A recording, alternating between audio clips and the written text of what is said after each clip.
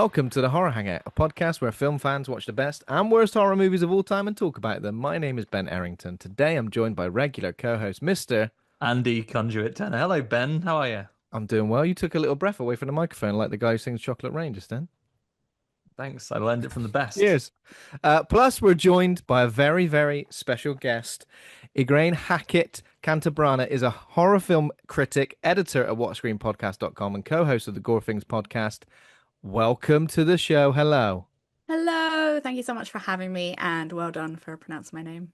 Did I get it correct? I kind of went into fight or flight mode when it happened. Did you disassociate and just let it go? I just disassociated and let it go. Now you know how I deal with day-to-day life. That's exactly what happens. Your ultra instinct, autonomous behavior, and he's pulling it. He's nailing it every time. I'll tell you what. If I've got to do the intro without the text in front of me, it's weird. Anything will come out. Anything. Well, I still need it after all this time. After 9 whole years, Andy, which we recently celebrated, didn't we? We certainly did. And I don't know, like you're a wonder, Ben. I can't talk and read at the same time. You see my lips moving as I'm reading. Awful. Awful. Yeah, terrible. Yeah, we did celebrate 9 years. It was on the 13th of February, all those years ago. A young Ben Errington and Luke Condor set out just to do a 50-episode podcast where they talked about Empire Magazine's top 50 horror movies of all time. What happened then? I don't know what happened. I honestly don't know, because I feel like when we got to the end of the 50 list, what did we do? Just go carry on forever, indefinitely. Complete horror. I can't really listen to or look at the videos from them because I don't know. It's weird. It doesn't quite look like me. It looks like someone wearing my face. I read something today, Ben, which I think has stuck with me on this one, that if you think back to something you did or said or how you appeared in the past and it makes you cringe, that is just proof positive that you've grown as a person. Personal growth. Yeah, exactly. Yeah. What about something from yesterday? Oh, bloody hell. A day or a year, mate. It's still growth. So, we've been doing podcasts for a while. Ygraine, you've been doing podcasts for a while as well. You've got a couple to your name. Can you tell us about how Gore Things came to be? So that started in, is it 2023? Yeah, whatever. Yeah. Is it 3 years ago at this point? Jesus, I didn't realize it was that long.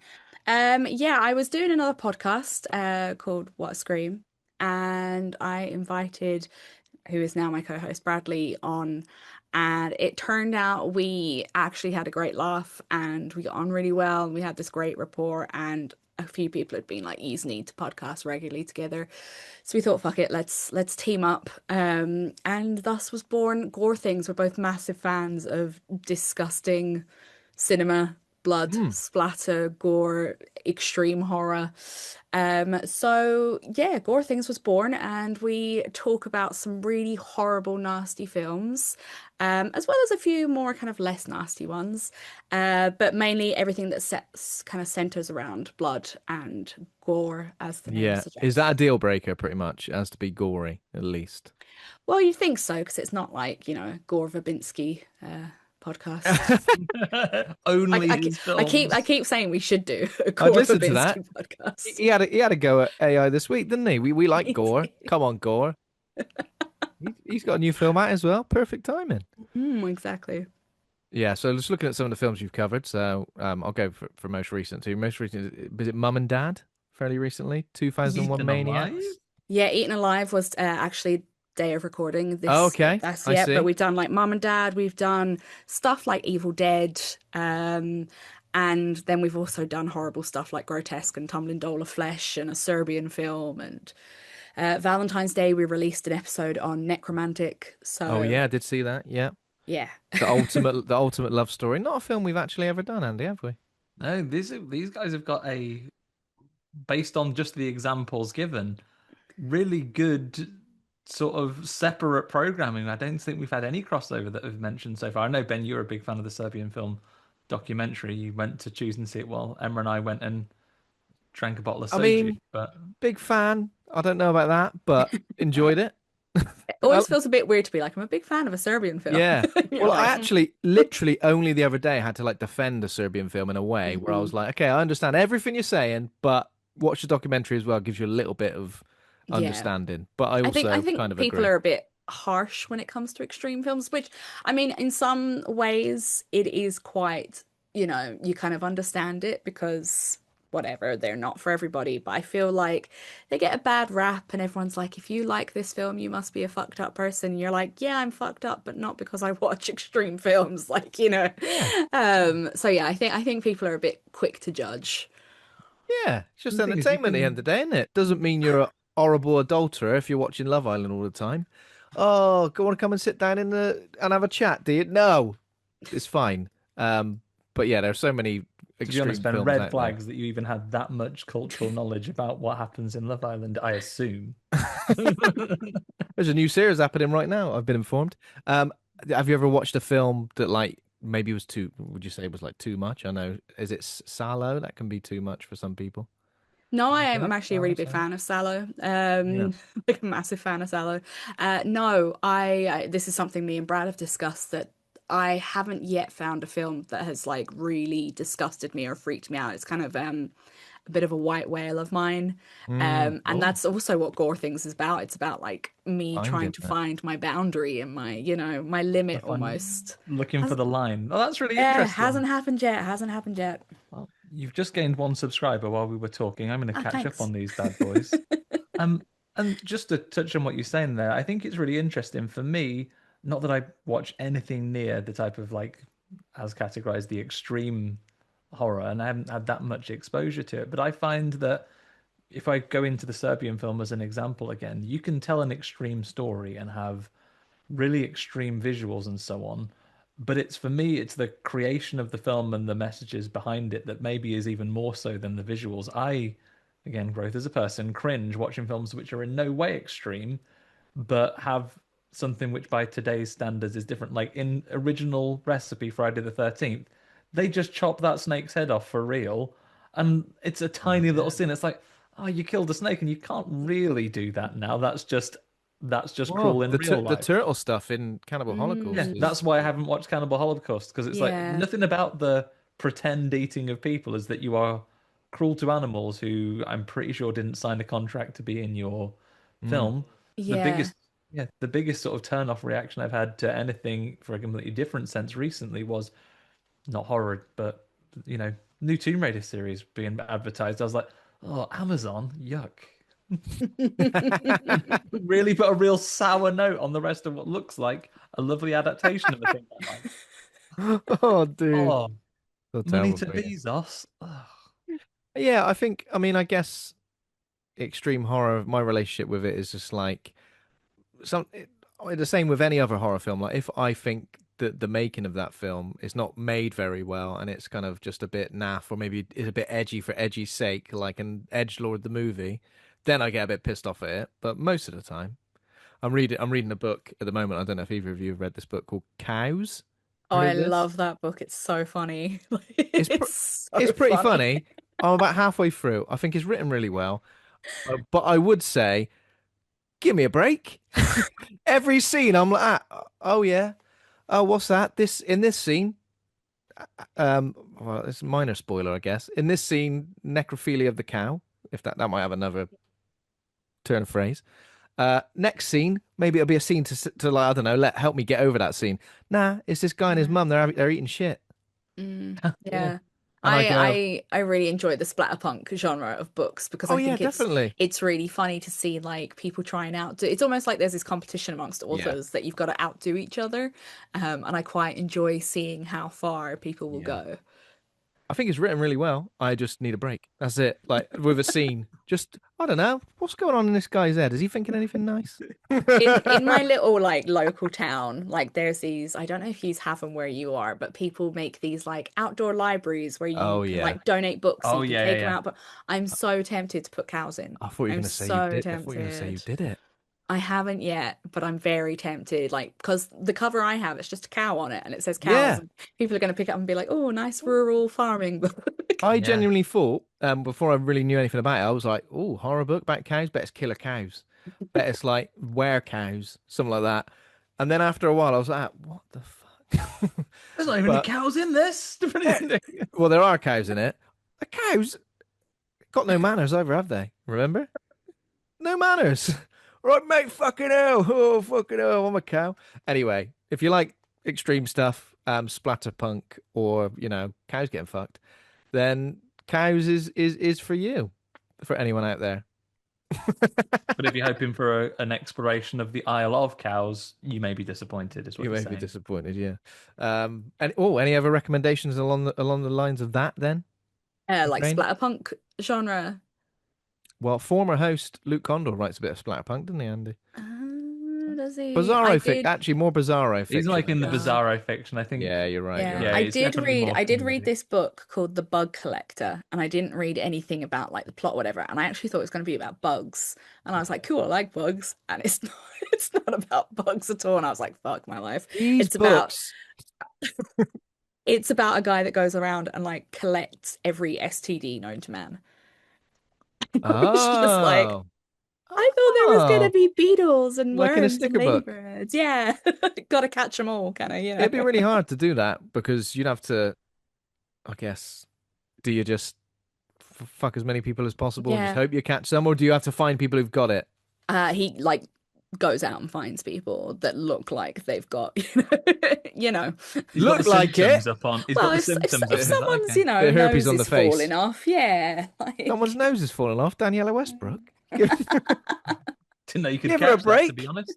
Oh, I didn't know you could catch that. I thought that was the old. Thought that was the old cocaine. You ran up to that as if you were going to use a euphemism and then just used its Couldn't think of actual anything. name. Couldn't think of anything. Told you, foggy brain today. Ever so foggy. But yeah, I think definitely put cows in the little library in your town. Definitely do that. I mean, do wipe off any prints first so it can never be Yeah. traced back to I'm you. going to recommend it to my mum. I reckon I'm going to go up to my Yeah. mum. Mum, you like cows? Don't you? She's like, well, kind of. Yeah. Read this. It's lovely. Ah! She'll never speak to me again. So yeah, obviously, as we said about Gore things, just have merch printed as well. Just has got some lovely Yeah. t-shirts. we just got a great Available. t-shirt. Yeah, it's got a lovely image of me sewing Brad's head into. Really high quality. Brad did a lot of work working with like the artists and then like screen printers. So it's real up there. It looks great. It looks like yeah. a deathcore metalcore t-shirt from like mid 2000s or something. Yeah. Like Well, that's where Brad comes from. Like he was in, like a deathcore band and he's always been part of that community. So when we were talking about getting t-shirts, he was like, it has to be a certain quality, this. Yeah. Yeah. And of course, the film we're talking about today, you chose this one. Despite the fact, obviously, me and Andy both never seen it before, it was definitely one that was on our radar for a while. Don't really know why we didn't get to see it. We did see an Irish language movie at Fright Fest. Was it 2024, Andy? I think it was. 2024, yes, it was. Yeah. Called that. Is it called The House? Ilhabsa? How do you say that? The ghost is in the translation. Antavsha. Oh God, Jesus Christ. I'm struggling here. I've got a sweat on. And Tabsha. Okay. Yeah. And then Ygraine, you said you weren't particularly fond of that one. No, like I'm all for films that are pushing the Irish language and bringing it more into the forefront. And Ireland has a lot of horrible, terrible tales and histories to tell, but I just felt that it was it was just a story of like Daddy's Goon Cave, and Accurate. I'm trying to be nice because I know it's a student film, but I just, it's set in the famine, but yet you can see electrical outlets and like electric lamps and, there's a lot of potatoes for a potato famine. You're just like, why are they eating so many potatoes? They got everything. They got tater tots. They got potato waffles. Whereas the guys, wedges. it's not the kind I like. He's one of the guys that only eats spaghetti hoops, like off documentaries. Daddy's Goon Cave. I can't get over that. Have you seen celebrating Irish language film? Have you seen All You Need Is Death? Oh yeah. Which Oh I my did God, yeah. like. I have, yes. Yeah, that's a really, really good film. I think I saw it like 3 times when it came out. Yeah, that's another great film for pushing like the Irish culture, particularly, Irish song, and the kind of traditions that are behind that. Yeah, it goes a bit wacky towards the end, which I kind of appreciate. But if you knew the director, you'd be like, yeah, Paul that's on Dwayne, right? brand. Yeah, we spoke Yeah, to him, yeah. didn't we, at the He's so Festival cool. Glasgow? Yeah, really, really cool. And I really liked like you said, the sort of oral storytelling elements and the passing through the Mm, songs I was love really, being. and also the song's beautifully presented as well. I think really mhm. for again, independent film, independent budget, really beautifully put together. Yeah, yeah. And I think when you get like a film with Olwen Fouéré in it, you're just kind of like, yeah, this is this is it. She's like Irish horror royalty at this point. Mm. And really good to see like audio treated the way it gets treated in folk horror recently, obviously with that Mm. film we just mentioned, but also Rabbit Trap as well. And the sound design in today's film is really good. I find that really, really effective. Yeah, Di Hexon is the sound designer and the composer for Fréwaka, and she just has this really out there, really unique style of composition, and Mm. particularly in this, like this is a folk horror. It's very of the earth, but yet she has an industrial style to her composition, which Yeah, there's makes it definitely quite dissonant and quite kind of you feel a bit wonky yeah. watching the visuals, but listening to There's her. definitely something about like almost like a latter Nine Inch Nails album when they just Mm, used to release songs which are just like numbers. yeah. That kind of I kind of felt with this soundtrack. But yeah, really good, really draw, and on the sound design as well. When you say about that, with the whispers and the voices and the way they're Mm. kind of like layered. Where do you stand currently on folk horror and I guess this brand of folk horror particularly? Because I think this brand of folk horror is one that people tend to think, oh, it's just ripping off A, B, and C, or it's very Mm. similar to that. I mean, me personally, I kind of do still love it. I feel like it's still got legs, but I just wonder where you stood on it. Sorry to say legs and stand and just use just use leg allegories in my All lower limb conversation. metaphors for I've gone out days. on a limb here. And where are your feet in this? Your toes, maybe? Yeah, come on. I always thought I hated folk horror because to me, folk horror was always like Wicker Man and Blood on Satan's Claw, and I was never a fan of that. Mm. But I found in the past couple of years what I like to kind of call like new folk horror, where it's going back into cultures that have perhaps been like colonized or oppressed in some way, and especially with Ireland. I think we've got this boom of Irish folk horror that is so like foreign to a lot of people, but to a lot of Irish people, it's home, and it's telling our stories, and it's using our traditions and our culture, and it's telling our history at the same time, which is scary and it is terrifying. And I love what's going on in new folk horror at the moment. I think it's just really good. It's not just reiterating the Wicker Man over and over again. No. And yeah, it's telling people stories, and I'm just loving that at the moment.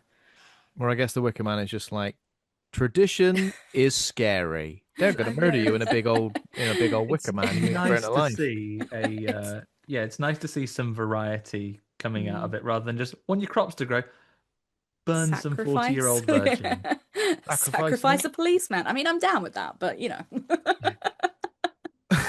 So Jesus every time it comes Christ! up, every Jesus time it Christ. comes Jesus up, Christ! if he'd been less of a big old nerd, then he'd have been fine. What he would have done was he'd have gone and had a lovely holiday, had a fun story to tell about it when he got back. Right? I didn't find that missing weird, but I tell you Saw a what, lot of boobs. I did meet someone while I was away. Oh, it was just a holiday thing, and then he could have done the song from the Holiday beginning of Grease. romance. Right? Oh yeah. All the mates in the police station would have been gone, and that would have been great. Did But you no, like? Did you see? And did you like the Cornish horror film Ennis Men? Is that... I don't know. I feel like I should have seen it in like a cinema setting, Mm, not just like my TV with bad audio. Like I yeah. just feel like it was Right. it should have been more of an experience. Mm. And I think I kind of missed out on that a lot. Um, it was okay. It wasn't for me. It was very minimalist, wasn't it? And I Mm, feel like it was like the middle ground between like Skinamarink and a mm, film like this. It was almost like, yeah, you have to be really locked in. And in a cinema, you have to be locked in. But when you're at exactly, home, yeah. you could just go to the fridge and get a cheese string, which is distracting, if anything. It's quite difficult with something that requires that amount of attention. It isn't like a traditional narrative. I mean, you've conjured it already. Skinamarink, my review remains. Great art installation, but I would not recommend it as a narrative piece. Just because it doesn't mean to say it's not well made. It's just it isn't for me. Yeah. And then you can find yourself like going, I'm trying to lock in on this film, and if it doesn't grab you straight away, and you're not in that environment like the cinema, you will find yourself thinking like, could I get a better rate on my credit card? What am I? What am I going to have for dinner? When is the fixed rate on my mortgage up? Should I check now? Yeah. I feel like for these lo-fi films, you really need to have something that grabs you and that you can relate to. So like with Skinamarink, I really relate to it because like I had quite a neglectful mother and I used to have really bad nightmares at night. So I'd go into a room being like, Mom, I'm really scared. And she just would be like, fuck off, kid, go away.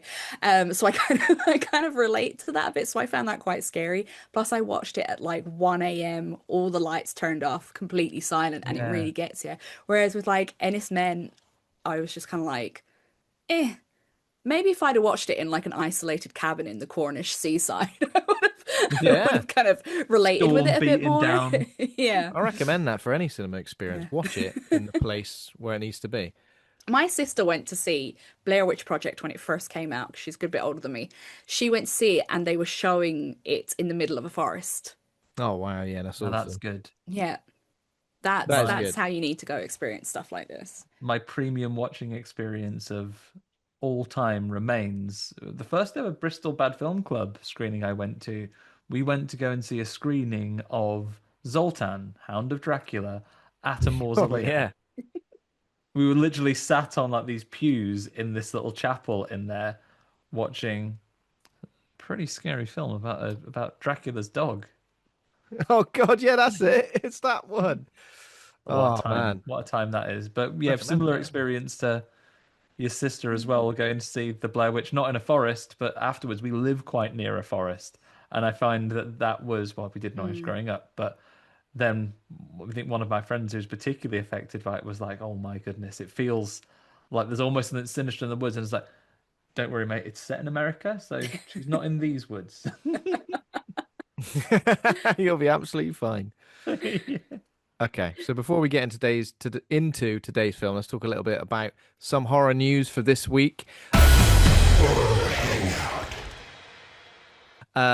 One of the things I've written down is 9 years of horror hangout. We've already mentioned that. Don't want to go on about it, do we? Just going to make us feel old. Go on about it just once more because you've worked real hard. Okay, once more. So 423 main episodes. I think we have officially hit 500 episodes now, including interviews. That's right, isn't it, Andy? Yeah, things in the can. We're exceeding 500 now. So when everything that's been recorded is out, already 500 things you could click on the feed that you could listen to. I don't know if I've ever been responsible for 500 things, really.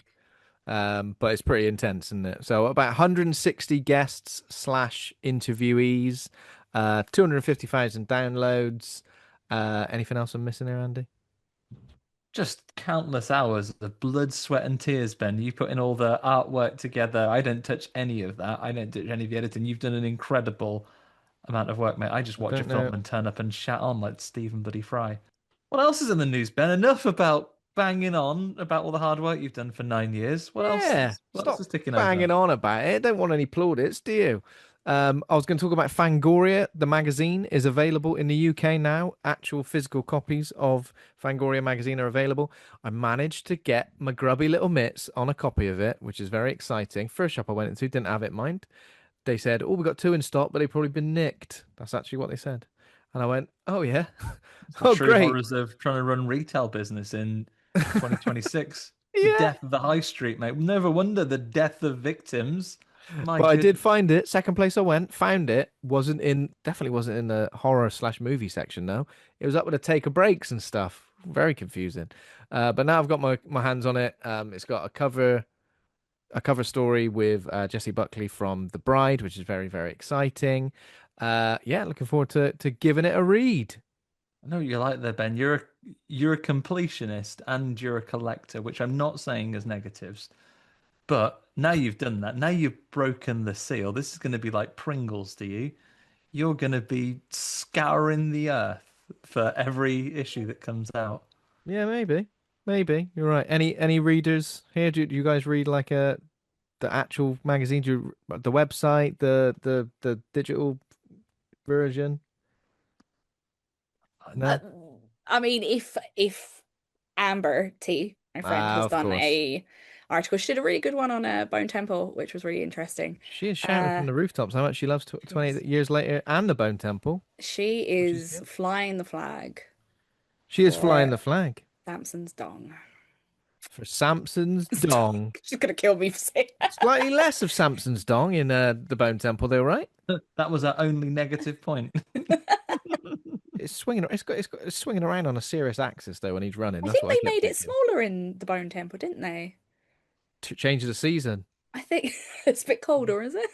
It's a little bit colder, so we Bit got to be. cold. We've Poor got to be Samson. That's why he had to put a loincloth on. It was getting a bit chilly It's on a his like little with, nuts. it's like with loincloth. anything else. I think you just adjust to it. You know, your hot bath is only so hot for so long, and you just get used to it. You just get used to the temperature. Yeah.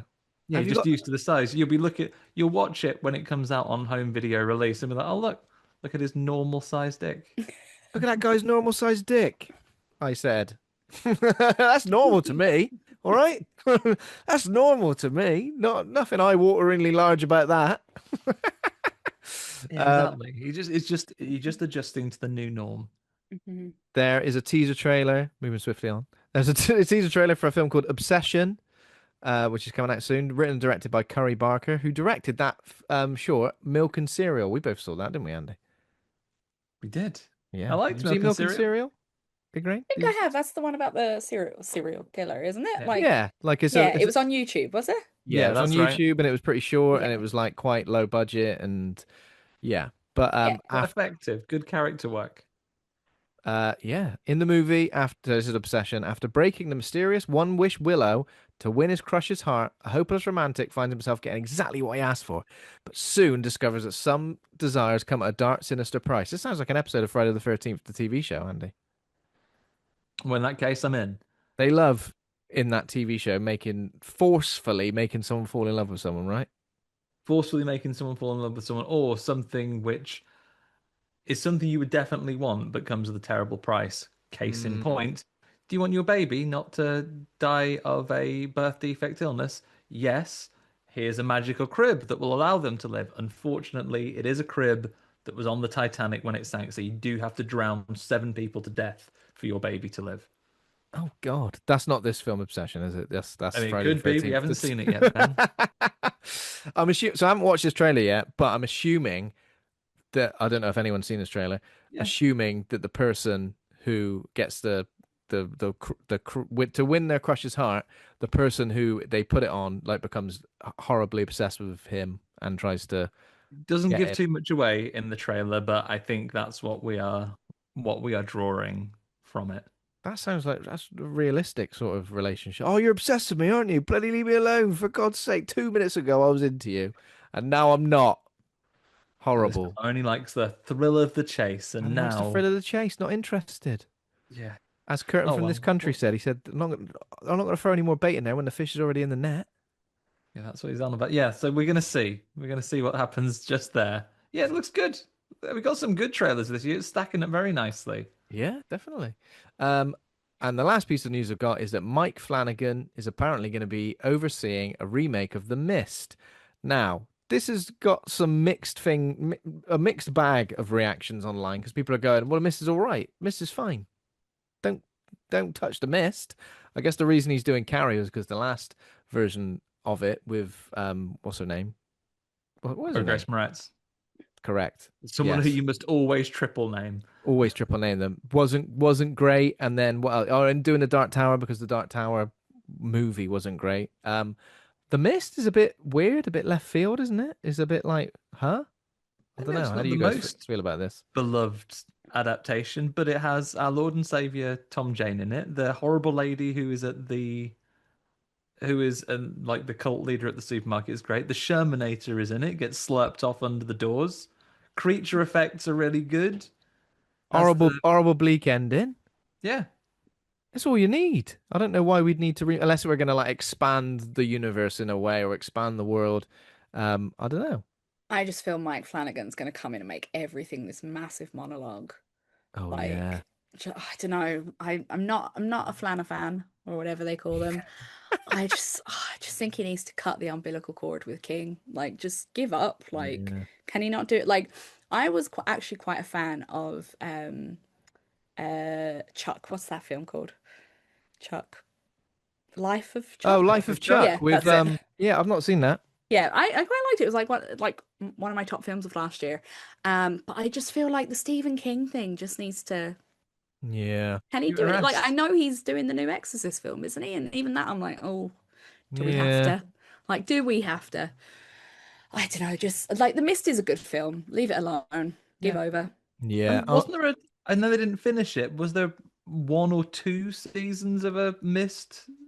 I've not watched There it was because one, wasn't there? Because I yeah, actually quite liked The Mist, the TV season show, and I I was had it looking on. forward to a season two, and it just Yeah, I didn't. had it on my list to watch, but it was one of those things where content is infinite, time is not, and then it was cancelled Mhm. before I even got to start it. So I was like, well, okay then. No, I don't think I saw any of that. But yeah, I mean, I'm not the biggest, what did you say? Flana fan. Fan of Flana fan. fan Yeah. either. The monologues are definitely the things that annoyed me the most about things like Haunting of Hill House and another one. Midnight Mass. Midnight Mass I Midnight like. I Mass. like Midnight Oh, Mass. really? See, I actually stopped watching Midnight Mass because of a particular monologue. I was like, get fucked.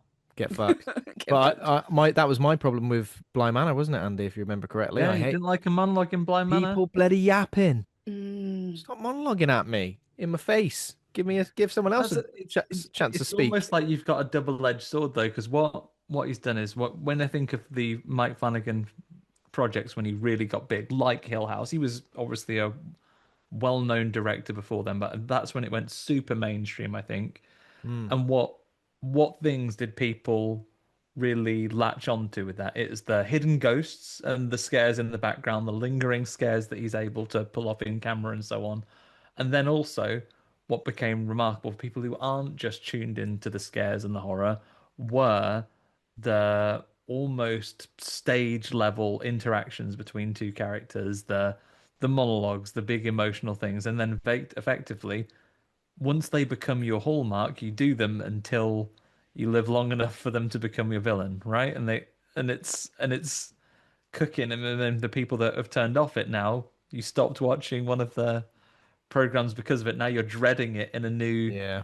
series. It's like our old mate M Night and his twists, right? You get so big for a thing, and then it's your undoing. M. Night likes a monologue as well. Maybe not as big as a Flanagan monologue, but it was just one of those things where when you're watching a scene and you're like, this has got a lot of heavy emotion to it, and we're finding out so much more about these characters, and then one of the characters goes, "When I was a kid, I had a toy, I had a They teddy tell the bear." Phoebe Cates story from Gremlins about why she doesn't like Christmas in like a really somber moment. Yeah, I'm like, oh, for God's sake, come on. In real life, someone started telling me that, I'd be like, get to the point. What's the point?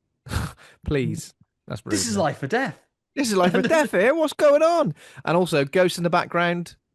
Controversial. Sorry, bit of a gimmick. He said it. No, bit of a gimmick. Oh I yeah, thought they it was all right. It was like a fun game of spot the Yeah. difference, but with just ghosts. stressed me out. Couldn't concentrate on what was actually happening in the scene. There's a ghost in the background. Ah! Right. Is he really renovating that house or is it just another ghost? Yeah, just another ghost, I reckon. Yeah. So the Mist adaptation. Well, I mean, it whatever. doesn't like effectively whatever we think. I'm not going to say that I'm not going to see it. Of course I am, whether it's even to disapprove of it. So how does my ticket money count versus someone who's really excited for it? Well, exactly the same is how it counts. So You've just shone a light on this whole podcast, Andy. You've looked behind the curtain. What does it matter? These people talking about films they like or don't like. I'm sick of them. I mean, Get but out of it. regardless of whether we agree or disagree with it being made, out of a curiosity, you're going to check it out, right? So, and it's happening now. Yeah. Maybe we'll be pleasantly surprised. I'm going to go back to my old mantra, Ben. Anything can be good. Yeah. Said exactly like that. I'm sick of your positivity. It's Well, It's don't still worry, my Ben. edit. It's typically short-lived. I'll flip I'm over joking. again in a minute. I'm joking. I enjoy your positivity. Okay, so let's talk a little bit about what we've been watching in the last week, last 7 days, or maybe longer than that. Anything you've seen recently that you would recommend or not recommend? We like it when people shit on things as well, I guess. Avoid. Avoid this. I've got one to avoid, but yeah. Igraine, would you like to go first? Sure. I mean, I have been watching a lot of Jurassic Park, as I told Andy. My son is obsessed with it, so we've been doing the whole series. I've also been on a bit of a mortuary set horror buzz, Oh, because okay. of The Mortuary Assistant is coming out Yes. pretty soon, which is a game adaptation. So I watched, of course, it was a rewatch of Autopsy of Jane Doe, which is Yes. fantastic. I also watched one called The Descendant, I think it's, Mm. or Descendant. I don't know how it's pronounced. Not great. No. But look, I was trying to carry on my mortuary thing. But yeah, other than that, I went back and I watched Manhunter as well for the first time. Oh, Okay. yes. Yeah, that was Yes, yes, interesting. yes. That was interesting. Yeah. Didn't like it? Not sure. How did you feel about what's his name? Brian Cox's Lecter. It's funny because like Brian Cox, I don't see him as Lecter because obviously I grew up with Anthony. What's his Yeah. face? You know Anthony, what's his face? You're It's on. Billy Anthony, isn't Tony, it? that's what I call him. Hopkins. You're a man. You're a man. And then obviously, is it William Peterson? Is that his name? He's Grisham from CSI, and I was like, this is Yeah. so weird. Yeah. Has got form for solving those crimes, though. He does. So yeah, it was a bit all over the shop for me, but I can see how it has become such a cult movie and how it went on to influence stuff like CSI and Mm. all that kind of stuff. I So just kept thinking with what's his name? Is it Dollarhide? With when he's got the tights like on his head, but they're like just there. he's I'm like got like, his upturned nose. that looks painful. I'd be like, I can't. Do you know what? I can't do this anymore. I'm sick of it. But yeah, I do like Manhunter. I think it's a very yeah. I guess you would kind of say maybe slightly underrated just because of what came after it. Like obviously, Mm. Silence of the Lambs won everything. It was critically acclaimed. Just turned 35 years old as well, didn't it? Mm. This year. Um. So yeah, exciting. Do like Manhunter Mm. though. When you said Jurassic Park, what do you think Yeah. is the scariest moment of the entire franchise for you? Oh, I don't know. Probably, I don't know. So I don't really find creature stuff scary Hmm. because I'm like, if I'm gonna go, then I might as well go like this. And if it's gonna be a giant T-Rex, then I might as well Mm. go. But I think Ethan. it's either like the T-Rex scene from Jurassic Park, or just that like vibrating water, Yeah. just that feeling of like, what the fuck is going on? Or it's the raptor scene, isn't it? Because they're like the most perfect killers. I Yeah. don't know. I love all of Jurassic No, no, Park. he's gonna get him. Oh, sorry, it's just a reflection. Yeah. Bang! What an idiot. It's the bit in the office that gets me, and still to this day, I remember a physical reaction in the cinema. So the bit where they finally get the doors to lock, and then the raptors Mm. go, "I jump Oh through that yeah. glass, though, can I?" And then Yeah. they come in, and they're crawling through the air ducts, and Lex falls down, and they catch her. And it's a scene from 1993, and still them helping this girl up, and it just snapping and just missing her leg, making me go tingly even thinking about it now. Mm. It is Is such a her wonderfully face tense visual. superimposed on a sorry, Andy. It's her face superimposed on the stunt double as well that makes me scared. Wait, when Falling she down, looks up like ugh. and of Or course the or sorry, it's the bit Gigo. where Samuel L. Jackson's arm is found. Oh, the bit that's Like, always cut out in the yeah, TV edit. yeah. Ellie, I think she goes into to fix the breakers or whatever, and she sees his arm, and she's like, "Oh, thank God you're here." Pulls his arm, and it's like, Oh, la, la, la, la, la. Mr. Arnold. Little fallen okay. Yeah. I was always scared by Sam Neill threatening the kid with the claw. Something's really sinister about the way he Because it does is it. threatening when a grown man pulls a knife on you. That's pretty Exactly. much what it is. He's like, "They don't attack you from the front. No, from the side." And they slash you here, and he I used to be like, actually shot "Oh, Alan. terrifying." Um, yeah, I love Jurassic. I mean, the series. We were talking while you had to step away just now, Ben, that even Jurassic Park 3 unfairly like maligned because Yeah. it's funny, it's silly, but It's very silly. life's funny and silly. And there's the bit in the water that is, when the Spinosaurus is flipping the boat over. It's great. Terrifying. My favorite bit is where Alan falls asleep on the plane and he dreams about a raptor going, Alan, Alan. Alan. Alan, do you want any in-flight? Do you want your in-flight meal now? I just love the Horrible fact nightmare. that they managed to get everyone to the island to save them at the end, based on like the most loose phone call ever, like underwater, like "Hello, help me, mummy, the dinosaur man, mummy, the dinosaur man." I'll send the army. I'll send the army. Based on what? Sorry. She's very capable, Ben, is what you need to take away from that. She's influential, Yeah. as Ellie Sadler. Anything else or anything want to mention? Is that it, really? No, I think that's That's it. it? Yeah. I think the last thing I saw I saw the new Return to Silent Hill. Oh, yeah. I was like, Oh. has this put me off cinema for a while? How you All doing? of cinema. It's put you off all of cinema All of forever. cinema. Yeah, Yeah. it was a bit. Yeah. Certainly put you off ever finishing a painting. You get to 90% of it and then just chuck your paints everywhere. Put on a funny wig on my face and What was wrong with beard that? wig. That was fine. That was perfect. Legitimate beard. Legitimate beard. It looks like he's fallen into. He's put Pritzker all over his face and then fallen into a barber shop. Oh no! I mean, the whole film could have been avoided if they had not encountered the only bus driver that I've certainly ever met that was overly concerned. It is unheard of that this bus runs late. You get on immediately, otherwise I'm going without you. Get out of it. We had a lovely episode discussing Return to Silent Hill with Sam Munster, which is available for your listening pleasure. Andy's free word review was "fuck me dead," I think, wasn't it? Yeah.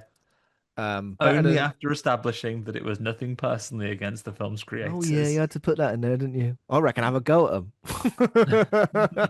Listen, then, that's what the internet's for. I love it when we can sum up episodes in 3 words. Today's sum up will be Daddy's Goon Cave. Right. I guess I'll talk about a couple of things I've watched. I saw Killer Whale after discussing it with Ben. After Ben's last glowing recommendation, the Ben previous Scafe's scathing review, if you like. week. Yeah. I thought I'd go and watch it because it's from the director of Fall, isn't it? Which two ladies stuck up a pole, very high up a pole.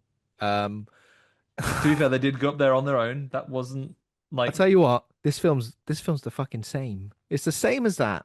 They've just gone. Remember when they were stuck up a pole? Yeah. Imagine they're stuck somewhere much, much lower. How low? Right on the sea level. Right at sea level. Well, this is in between because if you think about it, Fright Fest, it was stuck up on a pole. The Yeah. following year, it was stuck underwater below sea level. Yeah. Now, equaled out, but there is a Equaled whale. out. But there is a whale. I feel like this. It was such a cookie cutter film. In like Fall.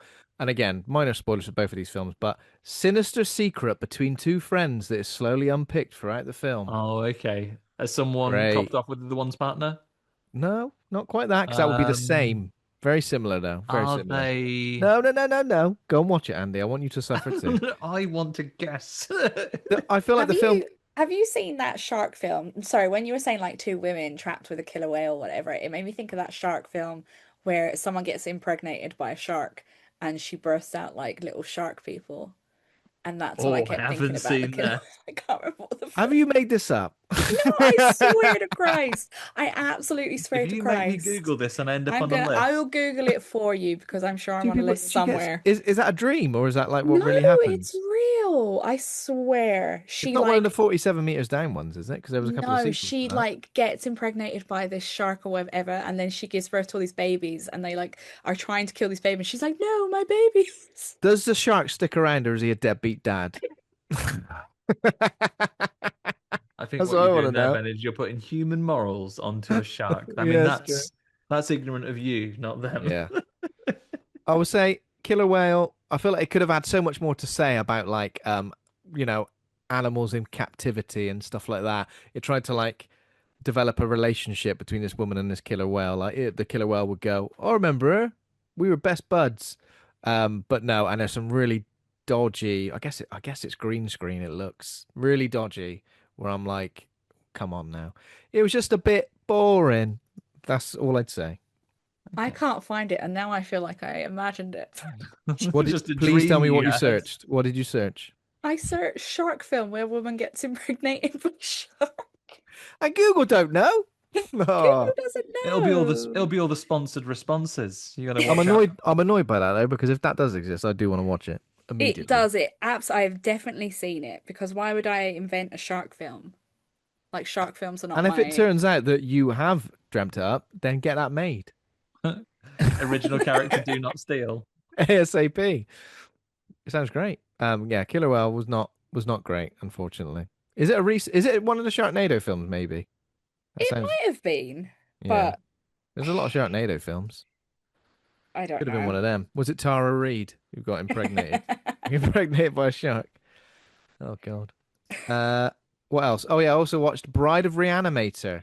Oh yeah, that was your Valentine's Day special, wasn't it? Yeah, so we did a Valentine's double feature. We did Blue Velvet, which is obviously great and I've seen before, but isn't horror as such. It's got some oddball stuff going on it. Dennis Hopper's pretty terrifying with his addiction to the. Have you found it? No. Okay. Oh, you looked so happy then at the screen. I thought you'd find it. I've just outed I'm myself sure you'll as be a able. I'm crazy sure person. you'll be able to find it. We believe Yeah, you. I Um, I promise. I I even absolutely tried to promise. help you out there. I had a quick look, but I got honestly one of the when you search something then and then you get the co-pilot or whatever it is, the summary. It was so dog shit giving it suggestions that I've lost all faith in this technology. The stock price should have just dropped instantaneously. It was like, I can't find any evidence of a horror film where a woman births shark babies. Have you considered, though, this does sound like it has similar themes to Rosemary's Baby or It's yours. Alive? And I was like, it's neither of those things. Yeah, it's alive. I just got The Shallow and I was like, I don't remember that in that film. I Blake feel it. Lively giving birth to sharks. Talking of the killer whale, though, it feels more like The Shallow. Imagine watching The Shallows, but nothing happens. Just imagine that. That's what Killer Whale is. Okay. What I like about The Shallow is that the shark's like angry, revenge shark, isn't it? I'm gonna fucking get you. Bride of Reanimator was pretty good. Like some of the effects, I've never seen it before. Don't know if either of you have seen it before. I Directed haven't by seen Brian Usna. I feel like it feels so similar to the other film, and the titular bride of Reanimator turns up too late. Turns up too late in the film. We've got like one scene with her, really. I feel like we could have had a lot more. There's some really cool little things. There's like some fingers stuck together with an eyeball on it. There's like a reanimated police officer who's pretty good. You know, still trying to do his job, but he's reanimated, so he's off his head. But other than that, it's a good fun watch. I think it's on Shudder now as well, so go and check it out. Jeffrey Combs being Dr. Herbert West was as Yeah. good as he is in the original. There's a lot of tonal shifts, and sometimes I'm like, what's he trying to achieve here? I feel like it's quite obvious with Reanimator what he's trying to achieve. With Bride of Reanimator, I'm like, what's he doing? I've stuck a load of fingers together, yeah, to make a weird animated fist. What for? Stick up your arse. Worked for the alien Earth people, didn't it? So Yeah, don't yeah. knock Oh, it. yeah, you're right. You're right. Uh, that's it for me though. Andy, anything you've seen? I've seen a couple of absolute belters this week, everybody. Have you now? Come out with recommendations. First, something I watched just today and had a catch up this afternoon with the director and one of the stars.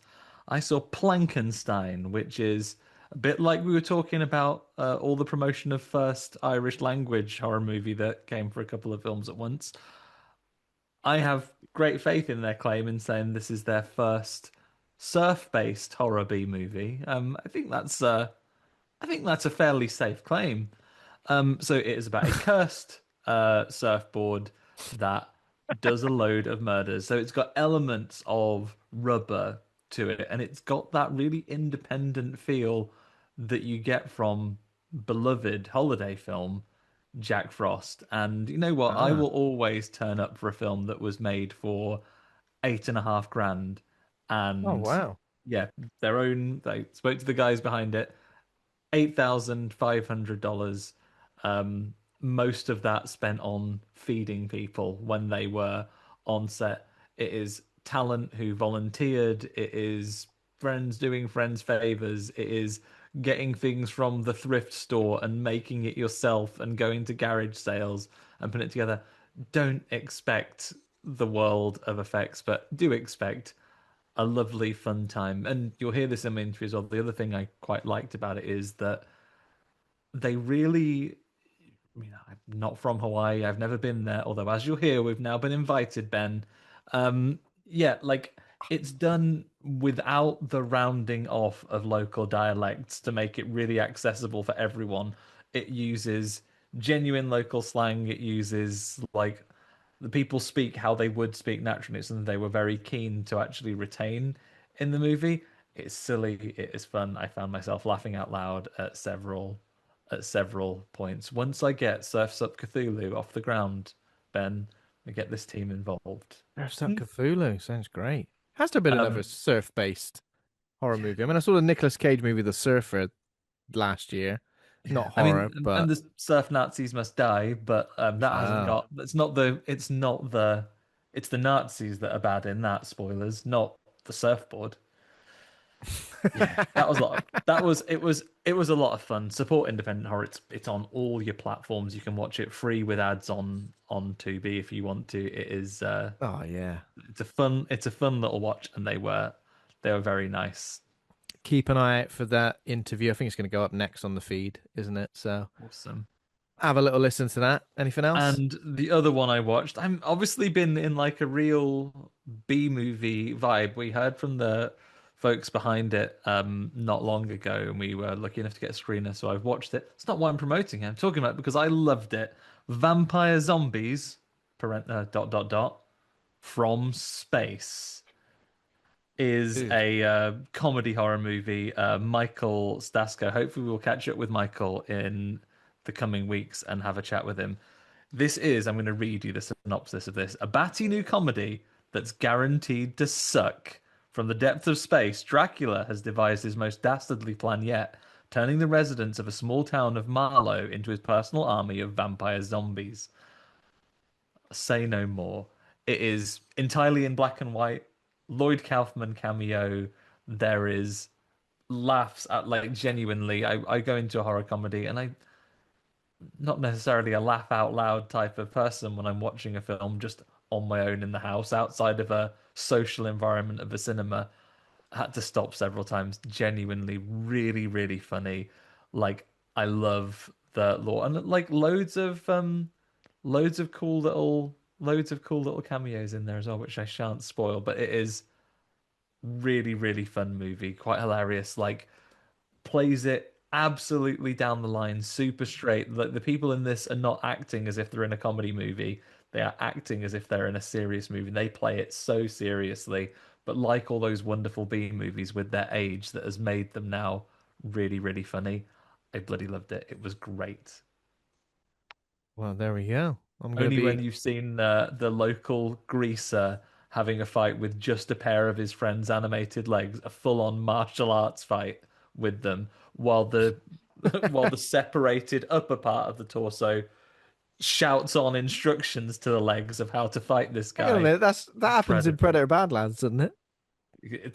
Yeah, pretty sure that this film actually came out in its original form beforehand. So they've nicked it. Well, yeah, it's a lot of fun. I highly, highly recommend it. It is great. Good laugh. I know the next 3 films I'm going to be watching are going to be about a killer surfboard, vampires from outer space, and hopefully a girl who gives birth to tiny, tiny sharks. I'll find it. I will find it. I promise. But of course, quickly go away and film it on your phone. quick!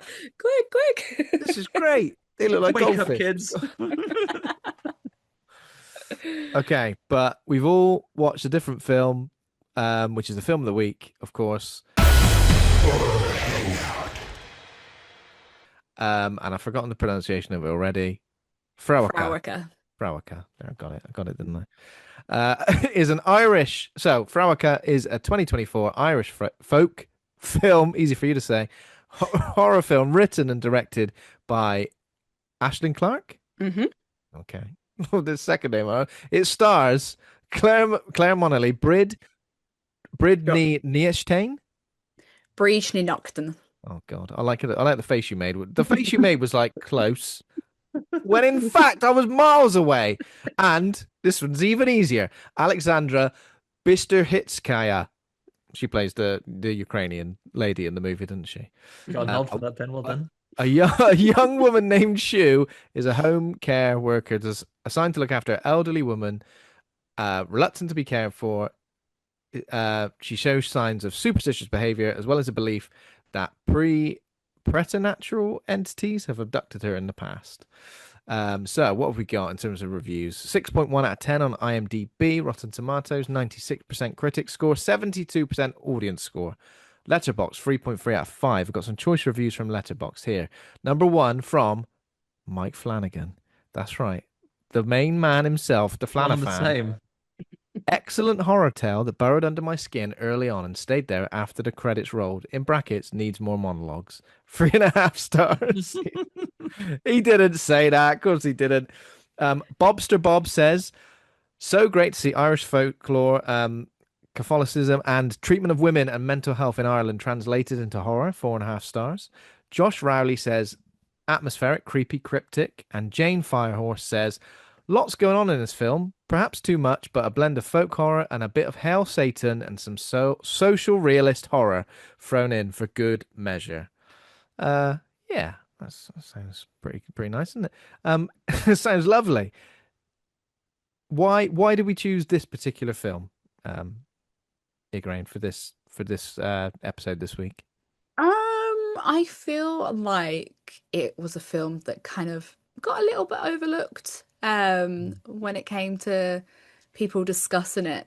And it's a film that I've wanted to discuss for a while, especially because I think it's hard to come out with like a folk horror that's so intrinsically part of the culture. In this instance, it's Irish, because a lot of people are like, "Heh, what the hell does that mean?" Like even like one of the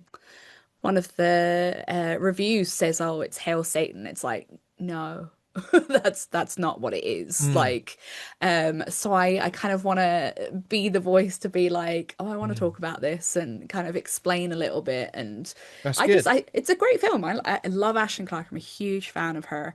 And yeah, I really love this film. So Aislinn Clarke has made The Devil's Doorway, the 2018 found footage horror film as well. Any other credits to her name? Is that the only features currently? Yeah, she did a short and she did a TV show. I think she wrote a TV, or she wrote a film or did the screenplay. Yeah, that's good though, because it'd be good to kind of like dissect this film and kind of talk about what we think is about, because yeah, it probably did get a little bit overlooked. I don't think I actually even knew it was an Irish language film until I started watching it. And yeah, it was just one of those films from last year where I was a bit like, because I'd seen Ennis Men, I was a bit like, oh, that kind of looks similar to that. I'll get around to it eventually, and then I didn't. So I guess it's good to find out more about it as well and shine a light on it as well. I'm also so glad that we've got someone here who is passionate about it to talk about it, because I felt as I was watching it that I can tell when something is technically made and effectively made, but I knew straight away this is going to be a film. Not straight away, I knew as soon as it started unfolding that this is a film that's going to benefit from some discussion, and I could kind of tell with just one watching that there are bits of this that I haven't understood. There are bits of this that I haven't quite unpicked yet. So I'm looking forward to this discussion, to be honest. So actually I can maybe put the film into a slightly better context than I've been able to draw from myself. And this is when we get the best out of all these films. Like folk horror especially does benefit, I think, from actually being able to take interpretations of it. And if you get anyone that knows the history, no pressure, to be able to talk us into it. Yeah, I mean, it was the same with You Are Not My Mother when that came out Yeah, we've seen that as well, by Kate Dolan. A lot of people are like, what?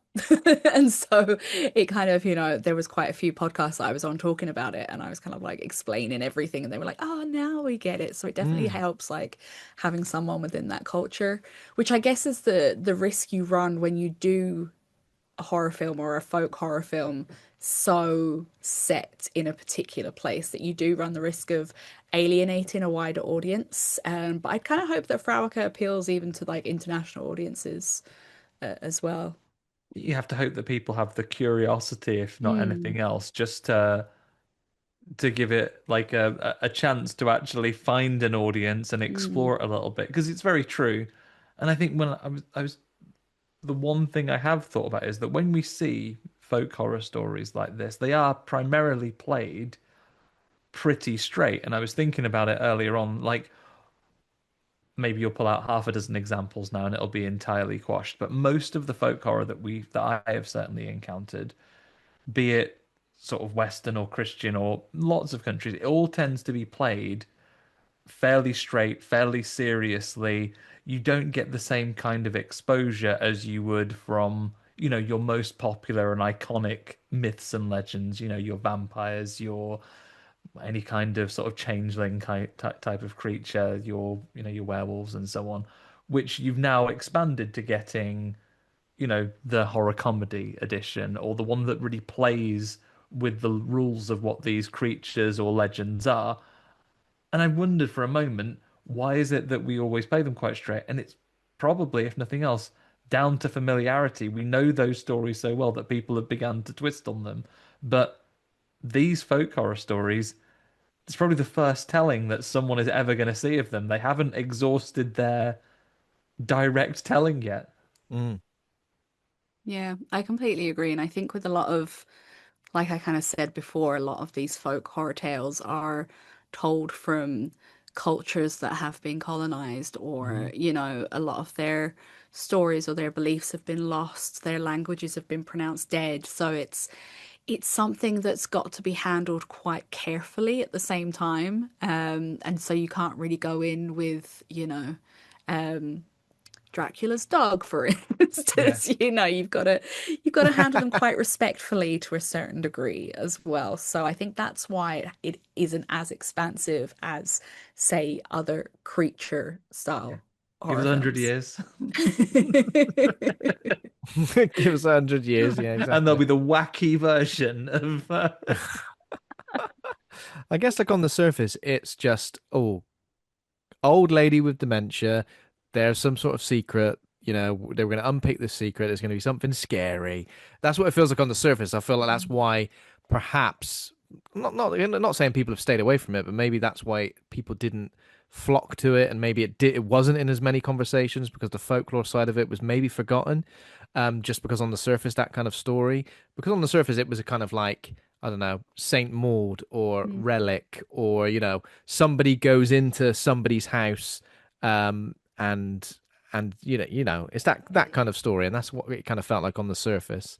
But then unpicking those things and seeing the kind of I folklore on mean, it, really striking visuals as well, though, definitely. let's not bury the lead though. You can do nothing wrong and your film not find the audience it deserves, right? You come out on a weekend when it's sunny, instead, like an independent film that's not going to get a huge run. You come out on a weekend when something that everyone is talking about is taking all the internet bandwidth, or it's a sunny weekend and everyone pisses off outside instead of going to the cinema. Like, you could do absolutely Well, nothing wrong and just get unlucky. didn't Mm. 28 years later, The Bone Temple was critically acclaimed. The audiences loved it, but apparently it didn't even make that much money in the end. Maybe because of January, I don't know. But yeah, I guess I can take your point there completely. When you're talking about kind of legends and stories and stuff that's been lost to time and things, it reminded me of, I did an interview with Nicholas Red, who made a Filipino supernatural horror film called Post House, and in that it was kind of like pretty much all Filipino horror movies have like been completely lost, like Mm. actual physical copies, or been completely lost to time.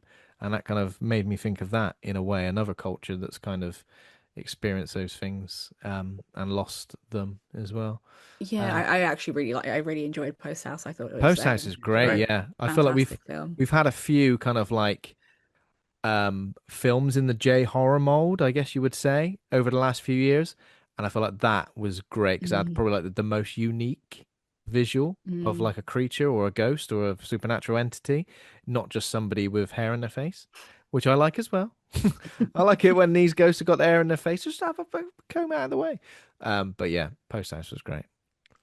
Yeah, so, like going on to our film of the week, and let's lean back a little bit, Ben. You can tell us what do you take as the beginning of this film? What spoke to you when you first saw it? It was like the opening scene. It's laid out what it is. It's like this is an Irish film. We're speaking the Irish language, which unfortunately for a while was almost a dead language. It it was taught in schools, but it was terribly taught and nobody cared. It's having a revival, thank God, thanks to films like, Fréwaka, like An Colm Cuain, and thanks to music like bands like Chase and Abbey, who are bringing the language back and, making it more accessible for people. But so we're introduced to that. We've got Irish speaking characters straight away. We've got a pounding soundtrack from the Horselips, who are like an electro trad band, playing An Dearg Doom, which is off an album that is based on the ancient legends of Ireland. So we've already got this setting where it's like, this is what this film is going to be about, It's about Irish people, it's about our history, but it's also about the scary part of it. And so that's the opening. And then we get this fantastic sequence of a woman singing a traditional Irish song called Éamon Knock, which again is about a legend of a chieftain. And she hangs herself, and it's one of the most horrifying sequences you see, because you see the body deteriorate and you see it fall on the floor. It's such a horrible opener, but it was just something that grabbed me straight away. I was like, this is going to be horrible. Like, this is going to be rough. So yeah. And it was rough. It was pretty rough for poor old Shue as well. Yeah. I think Clare Monnelly was great. She was really good in this as our lead. Well, I think everyone was good. Obviously, quite a small cast overall. But yeah, as I mentioned, some really striking visuals as well. Some really like unique kind of like visuals and unique costume design as well, with Andy and the two split bean bags behind his head. Yeah. Yeah, we get this one thing I kind of noticed with I think this is like my fourth watching of it, was the color red is really prominent in this, whether it's, Shue is dressed all in red when we first meet her, the light that shines from one of the religious iconography paintings in her ma's house is red. Just everything is red. The phone in Peg's house is red, and it's just everything's danger. Is the door red? The door is red. Yeah, the door is red. Yeah. And then we've got stuff like the imagery of the iconography, these big Jesus eyes just watching you, the glow in the dark. Like, it's so funny. The glow in the dark Mary, the big glowing Jesus. That's so normal here in Ireland. Wow, especially really? in like the older generation. Like, I remember when I was younger, at one of my friends' houses, they had a holographic Jesus. So no matter where you were in the room, it was watching you. JC always had his eyes on you at all times. He'll see if you're doing anything naughty. In our house in Poland, which when we were working over there, it came furnished, and there was on the clock, the pendulums that you pull to make sure it stayed wound. There was like a hologram of one of the best forms of Jesus, baby Jesus, was in there in the hologram. When Karen's dad came to visit, he was like, I can't see anything. There's only righteous people can see him. If you can't see him, then the best forms of Jesus. To hell. The first evolution of Jesus, baby Jesus, then famously evolved into a grown man. After that, baby Jesus, grown up Jesus, no teen Jesus, no teen Jesus, really, no kid Jesus. Not interested in that. Toddler Jesus, fuck off. And then a regional variant from our other travels around the world, sexy Korean Jesus is on the church that was opposite our apartment over there. He was outside there. Why is he so sexy? Korean. Is he ripped? Fucking stacked he was. Ripped Handsome and stacked as well. Handsome. Yeah. Oh, Not bearded though. Clean shaven was clean the shaven yeah, Jesus. just hot Korean Jesus was he was packing them in every Sunday. Far and wide they'd come from. That's where this country's going wrong. That's what we want. We want sexy Jesus iconography Jesus should be outside churches. sexier. Yeah. uh, yeah. I was going to say bring the sex back to the church, but we know that hasn't gone too well for them, so maybe not. You've just got the wrong kind, lads. Oh, You not the need- illegal kind. Oh, no. Get the thirsty folks in for some holy water because they've come Yeah. in for the hot Jesus you put outside. Mm. Get Jacob Elordi to play him stat. Be there in a God, heartbeat. yeah. Absolutely. She talks something about the folklore that kind of like is underlying this film as well. The Could you explain that it supernatural begins? race. It's so the title is translates to roots, right? Uh, Did you yeah, say? yeah, Fréwaka, yeah. So that means roots, Oscailga in our language. And it's a really interesting title because obviously we think about it as the roots of who we are now as Irish people. So it's our roots in our oral traditions, our written traditions, our song traditions, and how that still plays into everyday life here in Ireland. It's something that You Are Not My Mother did really well, where they showed how even in urban areas, there's still a lot of our folklore. So we get something called a fairy tree, which is still very sacred here in Ireland. People won't touch them. Oh, There's wow. been instances of motorways having to be diverted because it might go through a fairy fort or through a fairy tree. Even when I was younger, it was told if you get lost in a field, it's the fairies, turn your jumpers inside out and they won't be able to get you, which is something in this Peg Yeah. and eventually Shoe start wearing their clothes inside out. It was, leave out bottles of milk or plates of cream for the fairies to appease them so they don't end up taking your babies. Changelings are a big thing. Even when you were naughty, it was like, you must be a changeling because you're such a terrible child. So yeah, it's still something that's really intrinsic in our culture.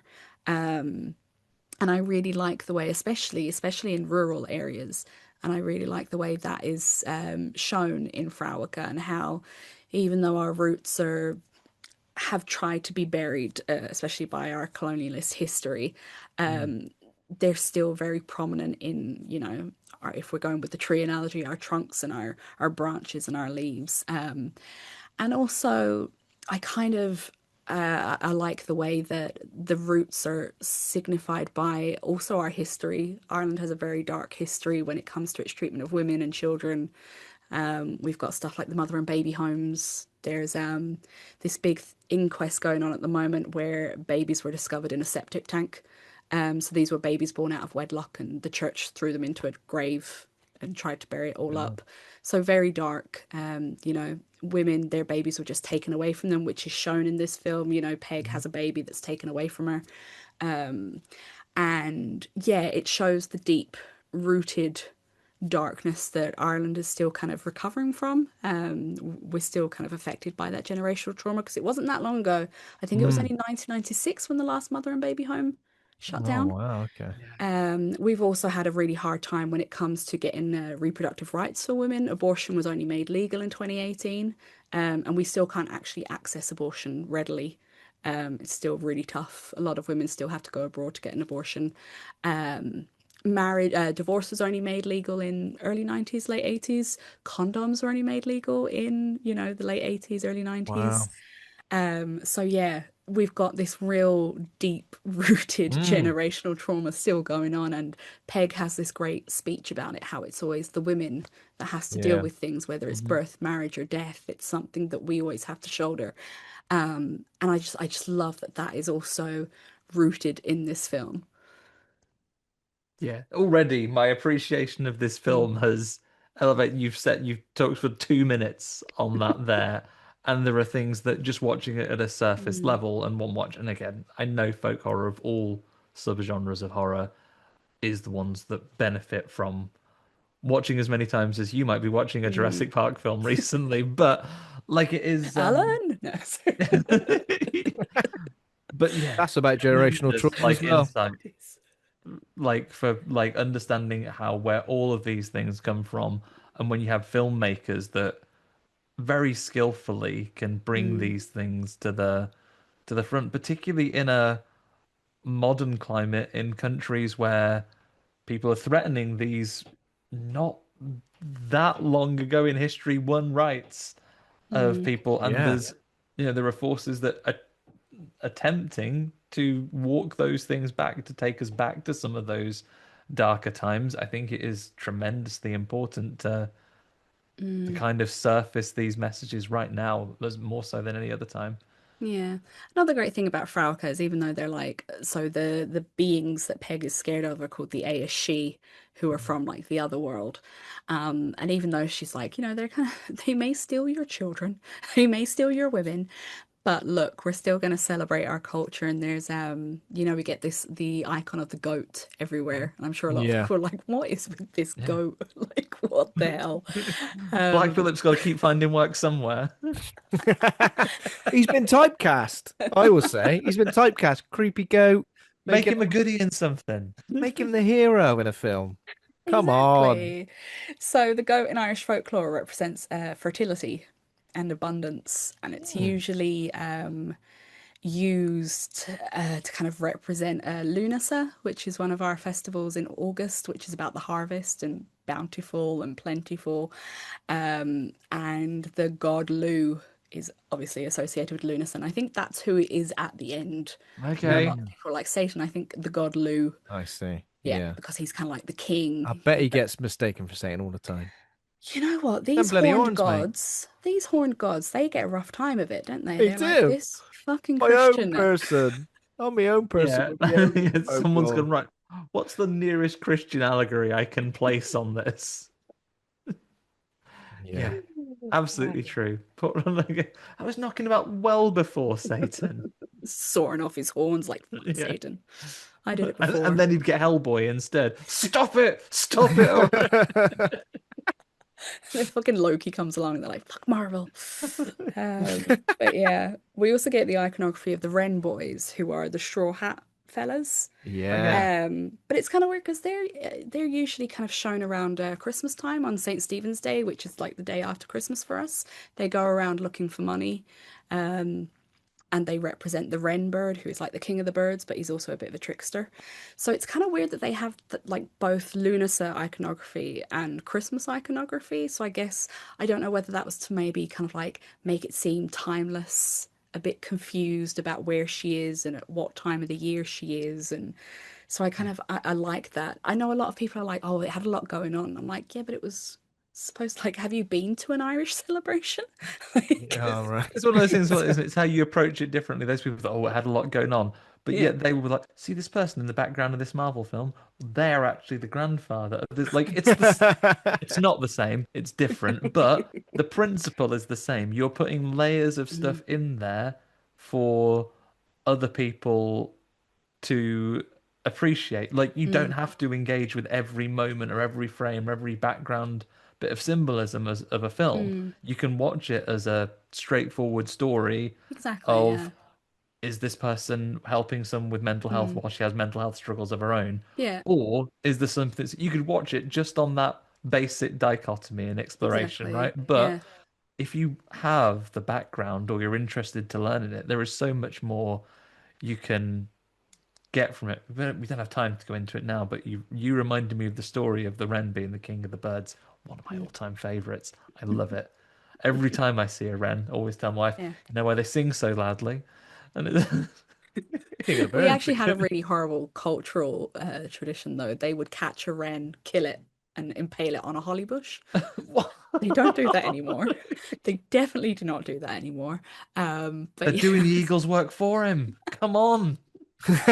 Yeah, something like that happens in Animals of Fire and Wood, doesn't it? The little rodents get like impaled on the holly bush. Yeah, you're right. Oh, that show. That's right. That was a horror film. That was a horror film. That Wasn't was it? horror series. Hedgehogs crossing the road. Generation.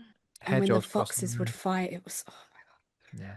And then the maligned adder for the entire program. They just have the adder along, and then when they get to White Deer Park and there's some more foxes that we don't like, Who do they get to go and murder that fox by biting it to death? The assassin, the only just tolerated adder. And do you remember Badger and Mole? Badger and Mole, bloody wimps. No, I'm joking. Legends. They're all just named after the animal they were until they met someone else and they had a name. I'm Dave. Yeah. Are you the original badger? Yeah, I am.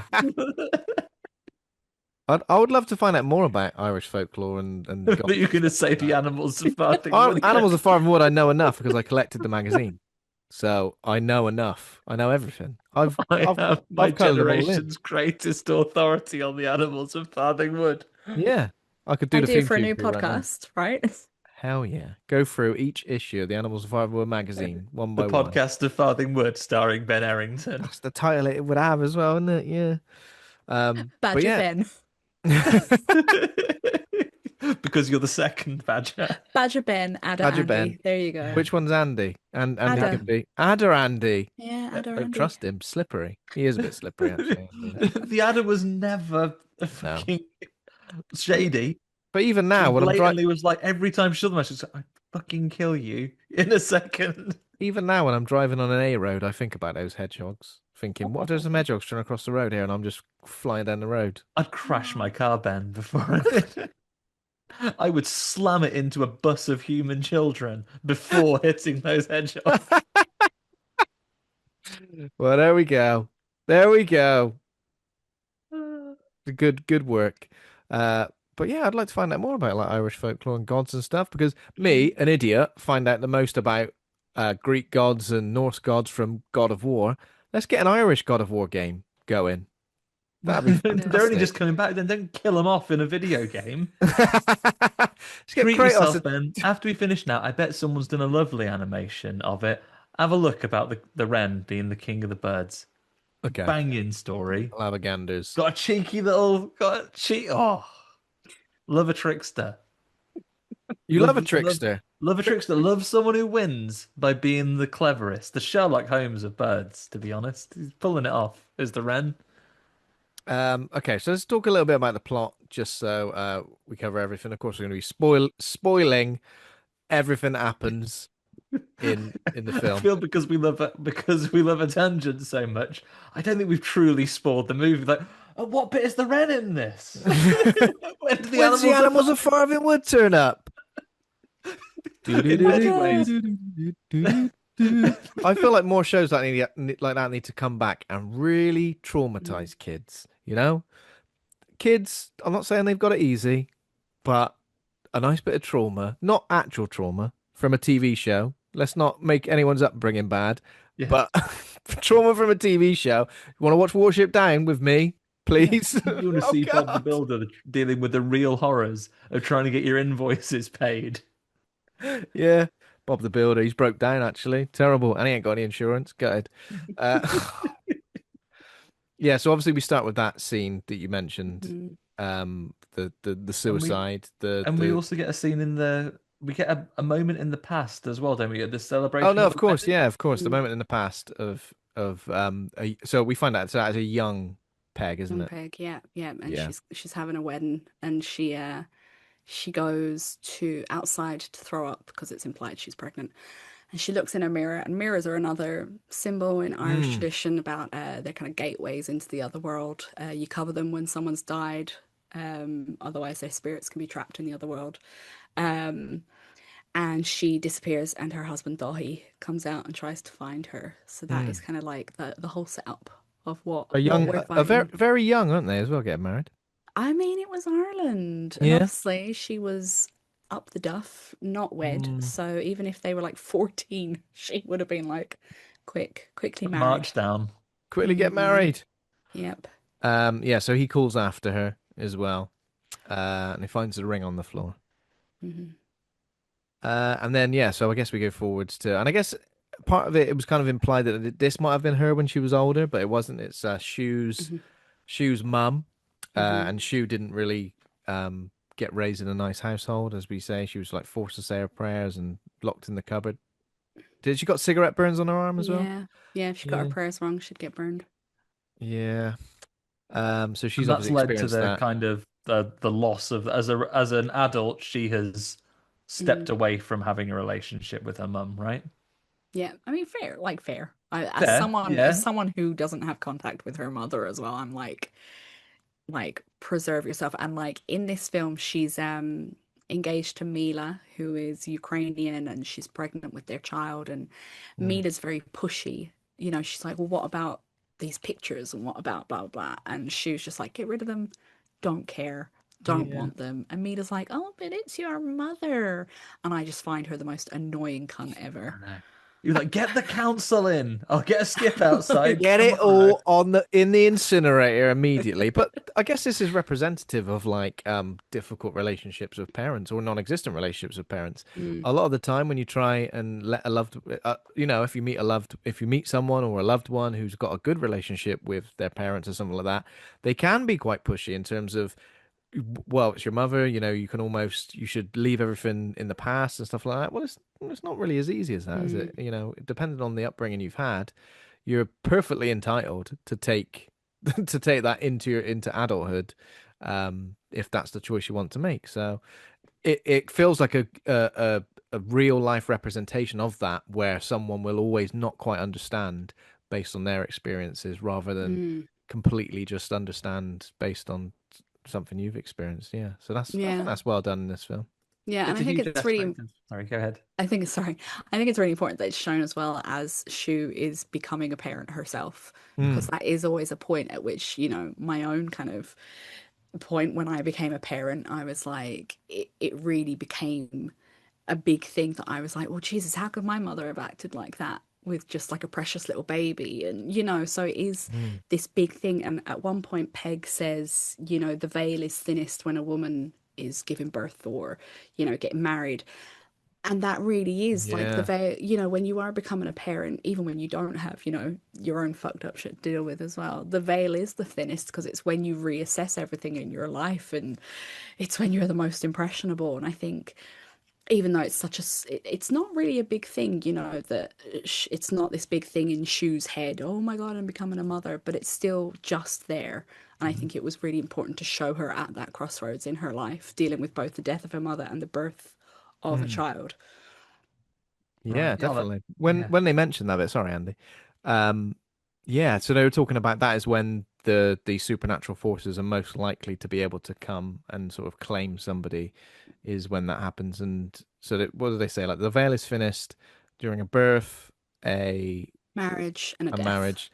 Yeah, I mean, I really like that. I thought that was great. It reminded me of there's an artist called Listener. It's kind of like a spoken word artist. And one of the lines to one of his most famous songs, Wooden Heart, he says, we're all born to broken people on their most honest day of living," and that kind of reminded me of that in a way, um, which I liked. It kind of had that resonation with me. It resonated with me. Yeah. Okay. So where do we go from that scene? So we're introduced to the characters. We're Yeah. introduced to Shu. We're So they're introduced to clearing this Mila. house. They're clearing the house out. They're going through, and this is a theme that carries on. Again, you talk about the veil being thinnest, but it's also when Shu's mental load is at the highest, right? And obviously they're both having this child together, but at the same time, it's the additions, and we see how it gets on her more and more as her partner phones her and goes, "Well, what about this stuff? And what about this stuff?" And unwillingly, because you never take anything away, you're actually just confronting this person with more decisions to make about something that you have unilaterally decided you don't want to have a part of. And we see later on when they find the Mother's Day cards that are coloured in and things like that as well. But it's this ongoing mental load, which what happens here is that all of a sudden Shu is offered a job. Well, we can unpick where the job offer came from a bit later, maybe. But what we understand is that she's been asked for. She's a trainee healthcare assistant or health worker, right? But in particular, they need someone who is an Irish language speaker who can go and look after this old lady, again, to the words of the text, who has had a stroke and needs a healthcare plan in place to be allowed to go back home. Mm. when you say about her not knowing who the jobs come from, she's filling in the timesheets, but I reckon when payroll get involved, they're not going to know. Excuse me, I haven't been paid this week. Well, it's a little bit complicated, unfortunately. Yeah, and Peg is obviously very. Oh, okay. I guess we should first discuss when Shu arrives in. Yeah. Where is it she arrives in the country? Does it say, or is it one of those things where it's like a nameless small town? It's a nameless small Yeah, town. yeah, I thought so. Yeah, yeah. A nameless small town with a little local shop. I thought in this local shop, she was walking around with a basket. First of all, I was like, tiny. Tiny. I don't reckon they'd provide baskets for some reason in a shop like this. But yeah, I did enjoy the bit as well when she was like going, did your mum not teach you any manners? I enjoyed that because I thought that's my inner monologue in a shop. When someone's just yapping, doing the mopping, let me leave. I'm going to slip on that and break my neck. But she has already tried to engage her in a previous shopping trip, though. Yeah. She does point out they do have candy floss vapes. Candy floss vapes. Yeah. She ain't interested in that. She wants the old school. She wants the tobacco. She I want wants tabs. She wants I want the tabs. She wants coffin the nails. gravelly I cough. want to punch a dart. And they both get on it, don't they? Peg and Shu. Well, that's because the fairy folk, they don't like if you stink of fags. I love it how she said, "You bloody Ming, you stink of cigarettes." If you smell like candy floss, they're more likely to be interested. They'd love that. They would love that, yeah. I'd love that. I mean, that's something we haven't ever assessed. And again, this is when we get down the line when we can look at lighter takes of this. We don't know what these ancient entities make of people that stink of vape juice or. Hang on, They love them. I can't possess your body when it is absolutely chockers with microplastics. How am I going to do anything with this? Lead in your bones, I could deal with. That's old school. Lead in your bones, that's old school. Yeah, we adapted to that. But these newfangled vapes, yeah, vapes and Wi-Fi, I love that as well. These chemical. Oh, bet Wi-Fi does the head in. I love that if because Pulse is anything to go by, completely different culture. The internet comes from the same dimension as ghosts. I do enjoy the internet comes from the same dimension as ghosts. I do enjoy the way that like getting no signal is always portrayed in films like this because it's bloody real, isn't it? People go, no, you get signal everywhere these days. You can't get signal in the center of Bristol. I'm in the center of Bristol in the biggest built-up area in the city. Can't get a shred of signal, let alone out wherever poor Shu is. I'll call you back. I'll have to call you back tomorrow. Sorry, I'm gonna get one megabyte a day. That sounds like too much. Yeah. So when she arrives, she sees the fellow with the goat as well, and just staring at her. And the tree, is this just a tree with loads of bits and bobs hanging? Is this like a fairy tree? Did you say? It's the fairy tree. Yeah. So it would have been like traditionally like a yew tree, and then people would obviously hang things on it and to try and keep them away. So a lot of like cast iron stuff and lights and all this kind of stuff. Big old pair of scissors. Things that would like repel them naturally. Yeah. And Peg at first is not keen to let Shu in, right? When she first gets there, she's like, well, she treats her as if it's someone trying to trick her into letting her in the house. And she goes, listen, mate, this is piss. Stay out of it. That's a direct quote from the film, mate, by the way. Obviously, I can't speak the Irish language, but the translation on the subtitles was, this is piss. How do we feel? We're going to get into the depths of this. What do we feel that this represents in the film? Because the act of using urine as a weapon in this particular moment, but also obviously with Shu and her mother is represented. Obviously, there's a couple of, for Shu's mother when she kills herself, pees, as naturally does happen, but also Shu does as well when she's scared later on. Do we feel like there's a deeper meaning to this? Is this sort of linked to something else? I don't know. Like that's probably the one thing that I'm like, what? Yeah. What's the wee mean? What's with the piss play? Like, let's. What's with the piss play? Your Google searches are going to be off the charts by the time you've looked at all this between shark babies and cultural symbolism related with piss. Yeah, because I was kind of like pee is usually used in, maybe this is just in rural areas. Like you'd not me personally, but like farmers might pee around like a chicken coop to keep away foxes or like other predators. So I don't know whether that is Okay. like Yeah, Yeah, maybe some it's sort maybe like of. it's marking, yeah, like yeah. asserting dominance, getting to like, listen, this is It's an my bit, all right? it's an act of. It's like a defense mechanism. It's like the Mm, Dilophosaurus when his things come out and he it's the acid. spits the acid at you. It's that essentially. Keep bringing it back to Jurassic Yeah, Park, I was just and about we'll to get say, through just this. relate everything back to dinosaurs. You can. It's That's easy. Yeah. finally something I can relate to in this world. Finally, my culture's represented. Dinosaur films Finally. from the 90s, something I can understand. Believe in our Lord and Savior Steven Spielberg. Yes. Now, get yourself a sexy Jesus with an Alan Grant hat on and a little neckerchief. Now, Riding a velociraptor. yeah, Yeah. That happens. next week on Horror That Hangout, happens. Velocipaster is on. You can ride a Velociraptor as Alan Grant in one of the like Mega Drive games from years ago, and shoot a flamethrower at the same time. That's real. I haven't made that up like the Shark Babies film. That's totally real. Where Oh. um, yeah. So obviously when she arrives, Peg is very like I can do it myself as well, and I was like, she's Poor obviously very. woman as well, literally having to like drag herself around I by her There's know. no arms stair around lift the as well. house. Yeah, so drags herself up and down. There are a couple of like genuinely creepy moments in these early stages of the film. When Shu thinks she hears a scream and goes into the room and Peg's just asleep. That was scary. I feel like that would scare me. That would put the willies up me. I might pee myself. Um, as a defense mechanism, maybe. That was scary, I thought. Also, how comfortable would you feel just like going into someone's house for the first time and running a big old bath? She got ever so comfortable in that bath, You've didn't she? broken in as well. Yeah. I feel like I'd be a bit like, oh, I'm just in someone's house for the first time. I'll just have a sink wash. I'm not going to get in a bath and submerge myself in it. Um, yeah. But Peg, I guess she warms to her quite fairly quickly, right? I thought it was going to be maybe more of a back and forth, more of a Yeah. difficult.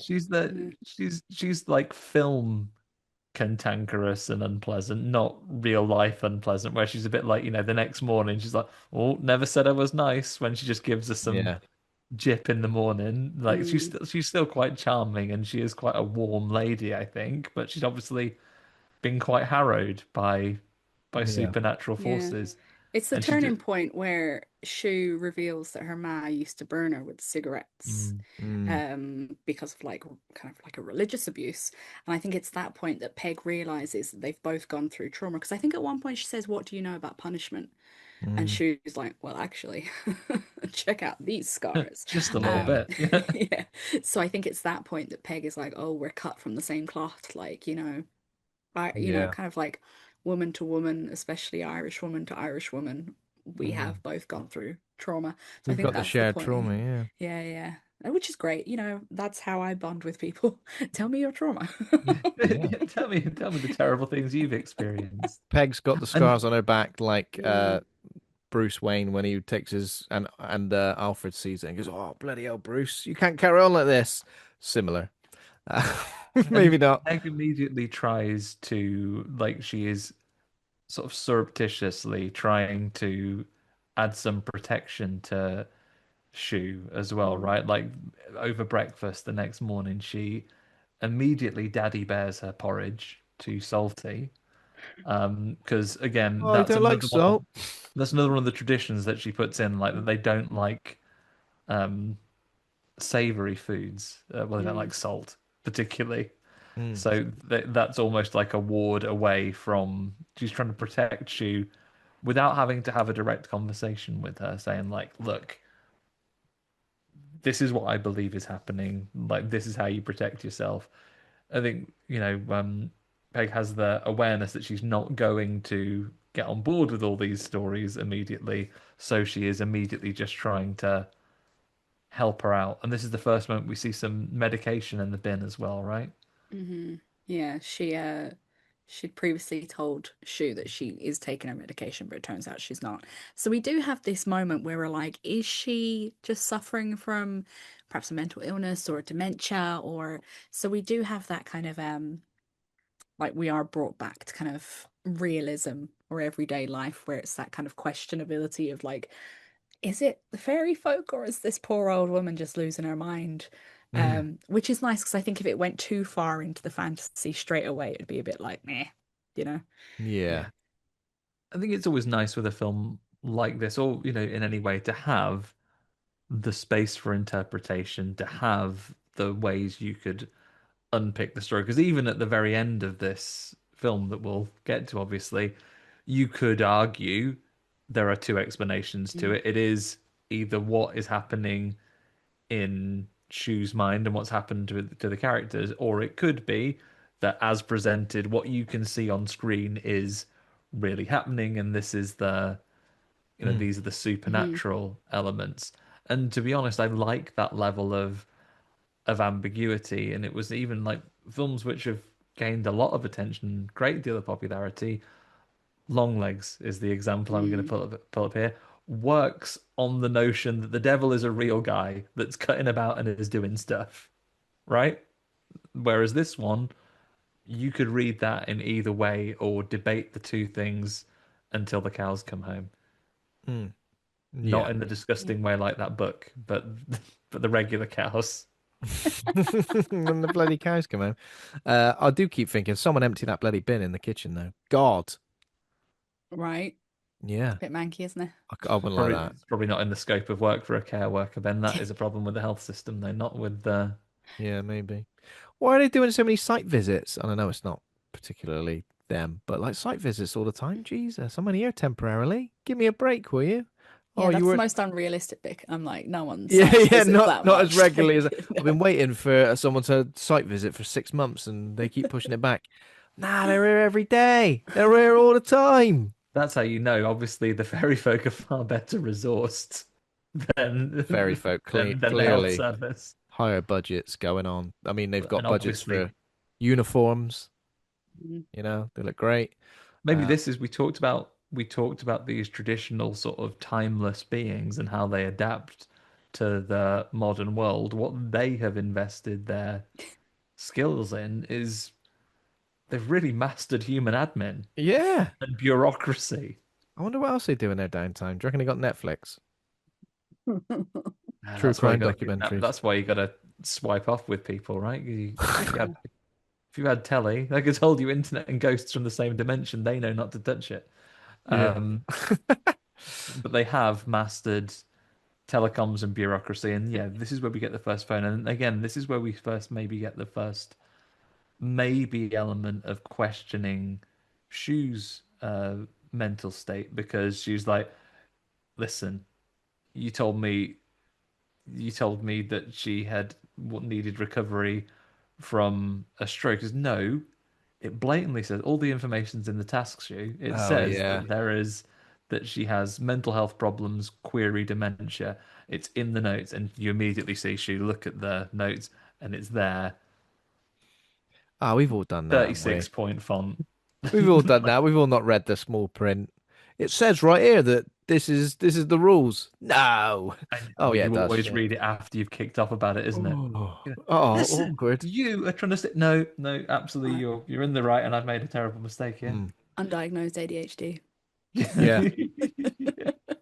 Yeah, yeah, I booked the train for tomorrow, haven't I? Yeah. Oh, sorry. Ugh. You know, I've turned up today, haven't I? And it's next week, isn't it? Yeah, you have, you twat. Turned up to see Joe Lycett at the Ovo Hydro a day early. Did you do that? You did.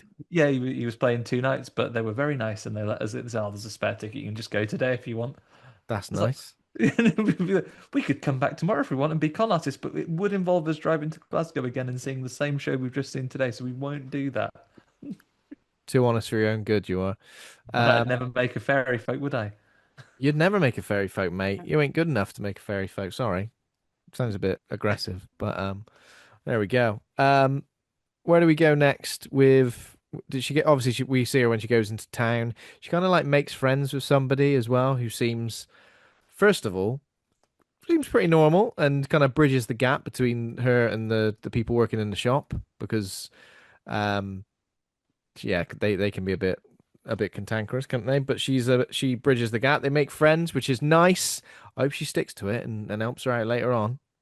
No. No interest at all.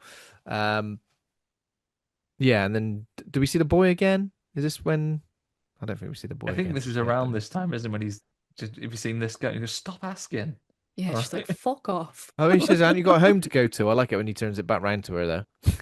Haven't you got a home to go to? Fucking have that. Oh, Fucking have it. that's them turning from like enemies. It's like, oh, we're friends now. We're friends. I love doing that. I love doing it. When I get an opportunity, someone's had a go at me, I'll have a go at you right back. You fucking have it. So, yeah. She walks home. There's a creepy moment here where she feels like someone's behind her as well, doesn't she? And again, that's kind of like scares happening in the daytime. I think are really well done as well because you don't really get. I guess folk horror does it the best. But that sort of uncertain nature, especially when you're in a sort of environment like Your that. sound design on point as well here, Sound right? design's great, yeah. Where I was a bit like, whoa, what, what's going on? Yeah, that was good. And is this around about now when we get the first visit? Obviously, she doesn't get the signal.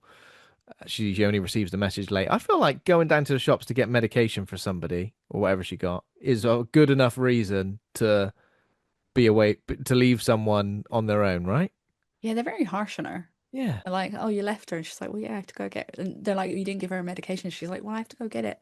I have to go get it. Oh, no, you can't leave her alone, and you can't not Yeah, give her the yeah. medication. Well, you put me in a very difficult position here. I've said it before and I'll say it again. These fairy folk have mastered bureaucracy. You must give this woman a medication, but you can't leave her alone Yeah. to get the medication. Ooh, Trixie. Trixie. Give her like a bit of a soft telling off on the phone as well, Yeah. don't they? Yeah. So yeah, she invites this woman in who seems to be, very proper, very Mm. sensible shoes. And then she starts kind of hugging the door at one point. You're like, Oh yeah, "Oh, loves the door. would Yeah. they do that? Yeah. Maybe Chill Daddy's out. goon caves down that way. Yeah. You She loves this brand of paint. Oh, it's bloody lovely. Gloss. Oh, Lovely bit of gloss. I love a satin wood. Oh yeah. All right, The Rock. Don't do anything. Will you stop doing that? You just think you're so close to recapturing this lady who's escaped from you, the fairy folk. Don't blow it at the last second by being weird and sniffing the door. I was just about to let you in, actually, but I'm having second thoughts. But is it Sniffing the is it door. It's what we Peg's- do round here. Is it Peg like shouting that? I mean, she's been chucking salt out the window at her Yeah. already, but is it clarifying that she's not invited that makes her Yeah. leave? Then she disappears, doesn't she? Mm. Yeah, because when Shu invites her in, she kind of waits until Shu is like, well, come in then. But then once Peg kind of clarifies that she's not welcome, Shu turns around and she's just suddenly gone. So again, we don't know if she's a figment of like Shu's imagination or whether they're having like Yeah. a folie à deux or Oh yeah, that would be interesting, wouldn't it? Yeah. Or if it is just a supernatural creature that has been uninvited from the house. And obviously, I'd need a literature degree and some history lessons here as well. But obviously, we most readily associate the need to be invited in with vampires. Goes without saying, of course, that the version of vampires we're all very familiar with, popularized by an author from Ireland. So exactly, yeah. is it? I mean, sorry, going to put this on you. Is this a traditional like Irish spirits thing that has been co-opted into vampire lore by the fact that Bram Stoker wrote so heavily about them? Yeah, so here in Ireland we have our own vampiric-esque lore. We've got Anjarg de, who is like a female vampire. There's another one that the film Boys from County Hell, I think. really want to do that film for the podcast. Yeah, it's great. good crack. Like it is a good crack film. There's I can't remember the name of the vampire off the top of my head, but vampires here in Ireland were very closely associated with the Aeshe. They weren't like a separate entity. They were kind of fairy folk themselves Oh, or okay. like druids gone bad. So yeah, that would have been closely related. There's another point in the film where Peg throws seeds at Shu, Oh and Shu yeah. begins sweeping them. She's like, "Is that all you're gonna do?" So the thing is, that belief is you throw seeds at a creature or an ASC, and they've got to stop and count the seeds. Yeah. And I, that was also adopted into vampiric mm, legend as well. You see it in like Eastern European folklore that to deter vampires, they throw seeds at them and they'd have to stay in their Count them coffin up. and count them all night so they wouldn't come out. So yeah, a lot of it would have been kind of adopted by Bram when he was writing Dracula. A lot of these belief systems would have come from Irish folklore as well. The Avertok, sorry, that's the name of the other vampire. Sorry. mm. Got him. Yeah. That's by far my Oh, favorite little detail, throwing all the Mm. seeds down or the grains of rice or something, and you've got Mm. to count them. That's because just imagine how annoying that would be if you're But then again, if you've got OCD or autism, yeah.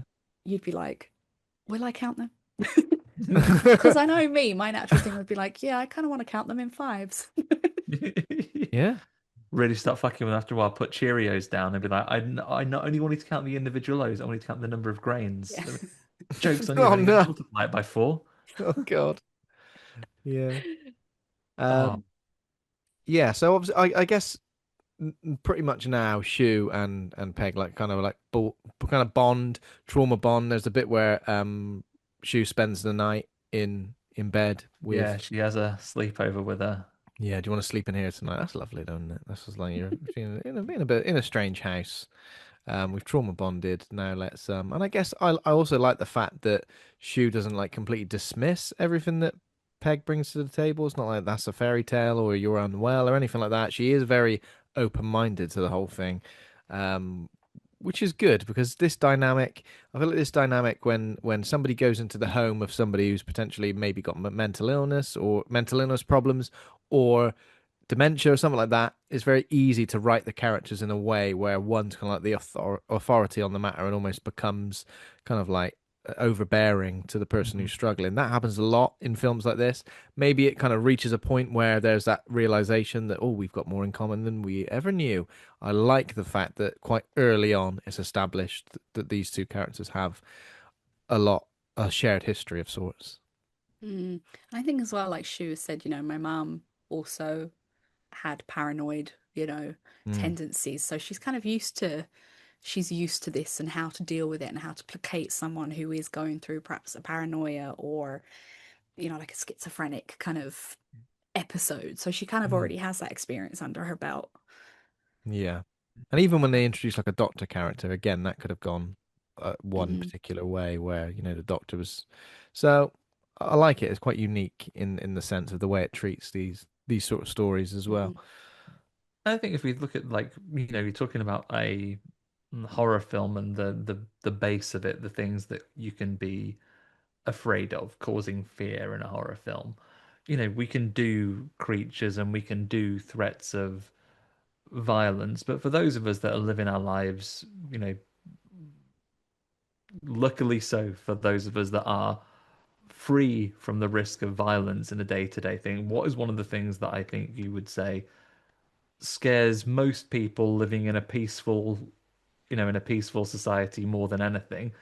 And what do we understand the least about? And it is still to this degree, unless you're an expert in it, like mental illness and the degradation of your own mind and the ability not to trust your own perceptions. Or yeah, I think that would, most people would be acutely aware of these things because you cannot in many ways do much about these things. And even if there is something you could do with the best will in the world, if you're the one suffering from that, then you might not be in the best position to do that yourself. Mm.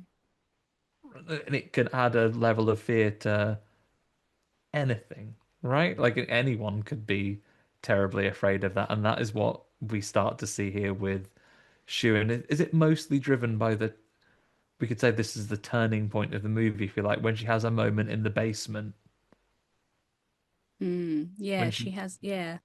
She has the basement is kind of like well, it's what the red door leads to. It's this basement, it's this underworld.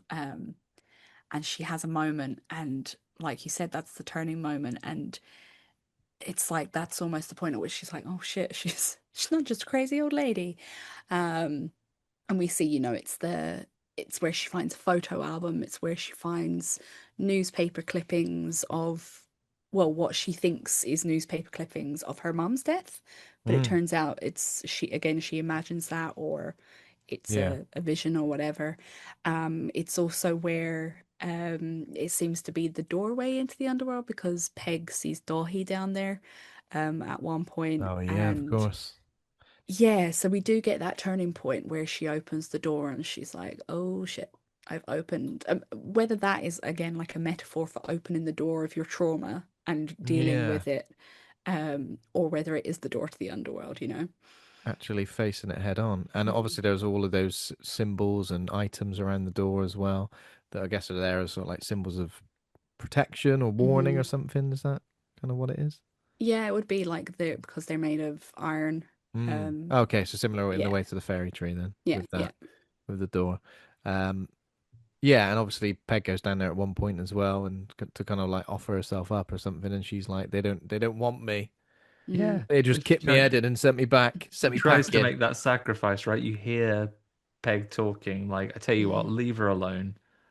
I will come back down to the underworld. And in other films, that might have been the end, right? You might have left a confused character mm, being left to explain this. And we should mention at this point, because it becomes the crux of what happens in a moment, that we've seen Shu's partner back at home get a call from the HR department, and they explain that we're calling you because you're the emergency contact for your partner. She's putting in timesheets, but as far as we're concerned, she's still on leave. mm. So Yeah, something has drawn Shu to Peg's house, and it yeah. wasn't that there was an actual job in there. There is Mm, some other third party has, whether imagined or in real life, they've actually put the paperwork in, as we know, Where'd you find this the job? decent admin. Where'd you find this job? It's on LinkedIn. Look, I'll go and show you where I applied for it. Oh, I can't find it now. Oh, sorry, the That's feed's awkward. refreshed. You've lost it. The feed's bloody refreshed, and I deleted the email, I think, something like that. yeah. At this point, Peg has also said to her, you need to leave. Yeah. And so she goes to the doctor to hand over care, Yeah. realizes her notes are full of symbols and not any Oh sort of yeah. legible writing. And Are so you she, pretending to write? no, What? Dr. Scribble. Um, Who wrote these notes? Scatman John? Didn't understand a word. It's like the doctor when he signs over the prescription. What's this supposed to say? Have a word. Oh, if a doctor's criticizing your handwriting, you know you're in trouble. Yeah. Oh, the woman in the waiting room as well. Your jumper's inside out. Oh, fucking tell me something I don't know, will you? God, Excuse me, love, your get your nose opinion's out. showing. What's that? Excuse me, love, your opinion's showing. Yeah. So the inside out jumper is kind of like. Does she do that like without really thinking about it? Is that just something she's done? yeah, Oh, it seems like she yeah. doesn't realize she's done it, does Yeah, because she? she Like does she kind of can't. like go, oh, Oh, oh, oh I feel shit. I feel silly. But we've all done it, We've haven't all we? done it. We've all We've done, all we've done all it. walked around with a bit of toothpaste in the corner Yeah, of our mouth and the yeah, jumper inside out, I'll, shoes on the wrong foot. Maybe not that I'll, one. I'll wear an inside-out pair of clothes for an entire day, and as far as I'm aware, there are no supernatural forces after me. Are you sure about that now? That's Well, why there are no supernatural forces after you, because your jumper's on inside out. I can't move Ryan items around this house. I'm chockers with them. Piss bottles everywhere, people Yeah, peeing all over. yeah. And because I live in the UK in the year 2026, my diet's got far too much salt in it. They're not interested. Yeah. And that's not even considering the microplastics and the higher levels of radiation So that I they, would so be is it exposed the to. so the supernatural creatures don't like salt? Is that it? Yeah. To Hate try it. and identify them, should just put a buffet on. Put a buffet on. Put all the savouries down one end, all the sweets down the other end, all the cakes and the stuff, French fancies. See what they go for. Oh, all the cakes, are they? They're either children or supernatural entities. Could be either Walking more one. like Or I'm a both. roe deer. I've got a salt lick. I'm like, Lovely old salt lick. Yeah, so when she goes back after that, after she realizes all her notes are done in symbols. What kind of symbols are they? Are they just like, I don't know. I think they're just random cult symbols because I yeah, because didn't they look like just recognize. random. Yeah. Combo of symbols, and then it's the repetition of the last text message she got from her Mm, mum. Oh yeah, yeah, which And is when I the won't bite.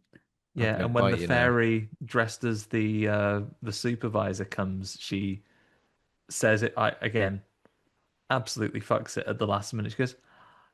She goes, "Oh, I'm just here for the supervision visit. We're gonna give you a hand with that." And he goes, "I won't bite." He goes, "Hang on, that's suspicious. That's a suspicious threat." And then she says it over and over again. Well, I know you're a monster now, Last time you so were here, you were catch is all over going on. all over the door like a rash. Now you said the text message. Oh, she tries to delete the text message as well, didn't she, earlier in her Yeah. fight? But she Yeah, can't. She they've can't. got to the technology as well. Either that, or she just can't bring herself to We've all mentally. managed One to. or the We other. will try to do that though. Everyone, I'll delete this app. Oh, I can't. Fuck. Bloody fairies again.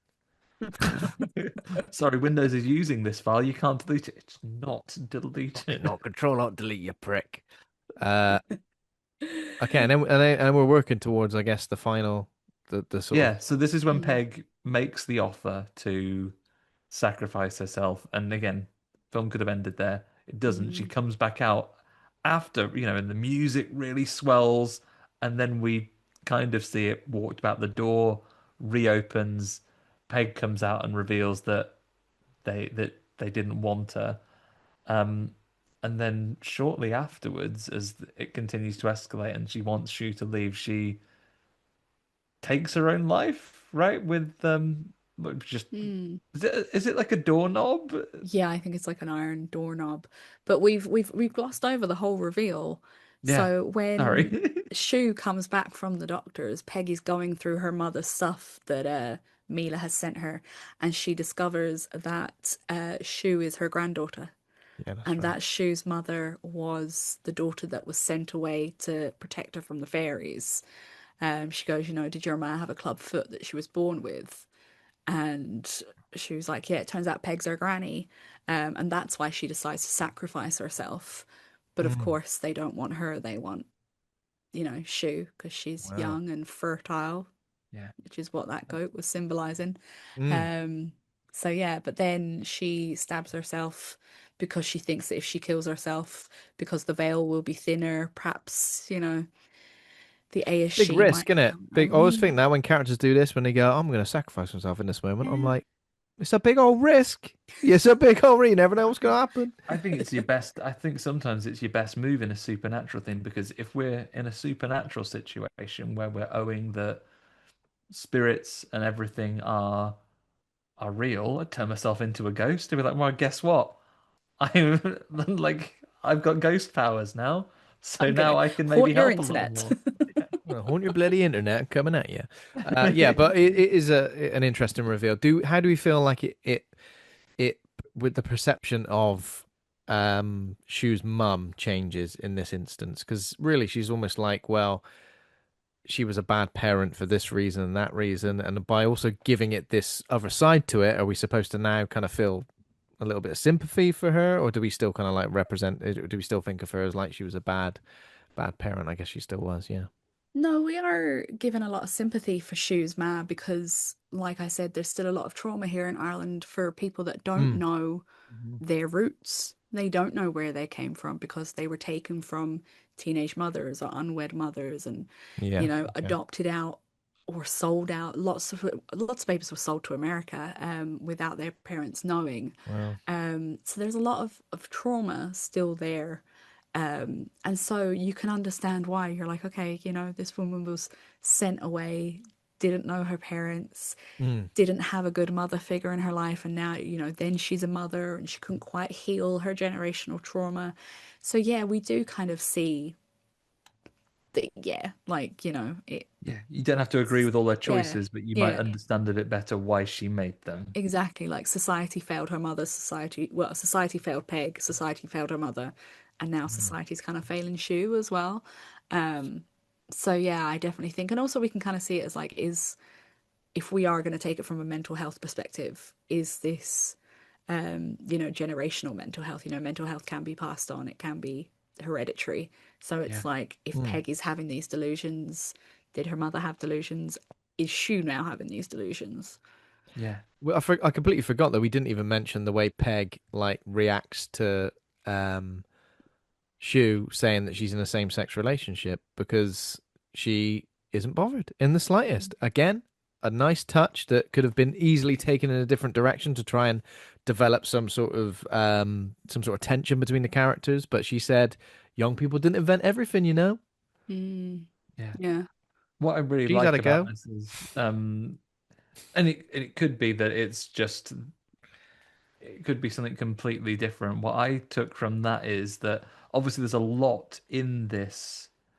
There's a lot in this film. Is almost a way of saying, like, yeah, as a modern filmmaker, that's a choice that you can just make, and that is treated as normal. And even it is a story point in so many films that the older character has issues with the same sex relationship, or if they don't have an issue with the same sex relationship, then it is troubling for them to also be having a child. But because it is so readily accepted, I don't know if that is a dual purpose. One, shows the open-mindedness of that character, but secondly, just as a modern filmmaker saying, no, this doesn't always have to be controversial anymore. Mm. This can just be a normal thing that normal people do, and I'm representing a modern piece of entertainment where those are completely normal relationships Mm. just to have on screen. Yeah, like let's not use trauma porn, gay trauma porn. Yeah, It's just normal. It doesn't yeah. have to be a traumatic thing. It's not a traumatic or the story point. It is Mm. just in the same way that, you know, it is no big deal if someone turns up and says, "Yeah, I happen to have brown eyes." Mm. Then someone going, "Yeah, I'm in a same-sex relationship." Okay, that is just Mm. that doesn't have to be what your character is. And I think we're in a not just this, we're in a tremendously the last couple of decades or so. Yes, there has definitely been a great deal for a need for storytelling where that is the story. But I think we are reaching that time in storytelling and media representation now where it can be a fact about a character without that being their story. That is just incidental to their lives. A long Mm. way of explaining a simpler point, probably. But yeah, I enjoyed it. Yeah, it's also a really nice way to show that we don't always have to be at odds with older generations. Hmm. It's Yeah. not always a case of us versus them, that they have had experiences that we can relate to as a younger generation, and we can bond in that. I mean, there is a lot of things that the older generation are pretty shitty at, but it's like they have also gone through some horrible things and they are also accepting, and we can work together as, in this particular instance, as both women who have gone through trauma, Yeah. you know. And what we can say to finalize that point is, of course, there should be and is no war but class war, everybody. Let's get involved. Right. Hell yes. Okay, so now we're working towards the end. Obviously, there's a bit where Shu goes into town to try and get help. When, obviously, what is it? That's before. That's after. After, yeah, After, no, after, of course, yeah. yeah. I don't really, yeah. Banging on the doors. No one's bloody in. Everyone's hiding away. Even the friend she made earlier is up in the window, going, "Oh, not interested. Can't get anyone at the doctor's." And that is when little fella with the goat appears with his mask, and there he is, and Here he other is. people in um various other costumes. Some fellas just dressed as bloody Reservoir Dogs, shirt and tie, with a mask on. Nice, minimalist. I like that. Got the mask of the fella from The Strangers Chapter 1. Got the old sackhead. Old Sackett himself. I What kind mean, of mask is that? this little lad, a bold disguise. He's really playing Bryan Cranston at Comic Con here, isn't he? Where he's got a mask of himself. It's me after all. They chase after Shu. They're walking like Michael Myers after her, right? They're only walking, but every time she looks back, they're closer and closer and closer. They try and do Strong uh pace, tense in the whole time. yeah, they try and do an I Am Legend on her. Well, the book, more so the book I Am Legend, where they go, "It's me out here, come out. Oh, it's just me, the doctor, come to have a lovely time. What's me, the friend? I'm worried about you. It's all right. It's me, the ice cream man. Listen, I've put my chime on. I got 3.99s out here. Come on." Hot, sweet Oh, food. He goes, "You got a pipe of Pringles? Show me you eating some." pipe of Pringles. Show me a Pringland, please. And obviously, no, she doesn't. She doesn't open the But she door. hears one final voice, right? Oh, of course, yeah. Yeah, she hears Mila Oh, yeah. outside. So that kind of, again, that is that thing where it's like, is this a delusion? Is it real life? Has Mila come to help her? And it's Yeah. all, again, it's very ambiguous and you don't know. There's another voice, I think he's a doctor, and he's like, there's mental health services for you, and which we know, Yeah. We'll again, take you to a safe definitely, place. They say something like that, don't they? definitely bullshit. Yeah. We'll take you to a safe place. It's lovely. Hang on. A house call, 6 p.m. in the evening? Absolutely not. A likely story. In a rural location? Come on. Okay, got his signal here, mate. Um, yeah, and how do Yeah, so when she does emerge, though, unfortunately, they've played an absolute blinder. The fairy in the interpretation that this is not imagined and it is happening, but in the supernatural interpretation of this, it was Mila that was talking because her car's only there, and they've got her. The red door is open, and the only way that Mila is, and this is taken as read, right? The only way that she's getting Mila back is trading out, yeah. because there are a lot of things at the fairy folk not unfair, sticklers for contract law. Because as we learn, it's not sure if we covered this that Peg and her husband had agreed to give them their baby, which is they then screwed them out of by sending their daughter away to live with another family or to be adopted Where's elsewhere. that baby? Oh, it's just gone, isn't it? It's just gone. Don't know. You're lying. Right, Yeah. you're not gonna hear the end of this.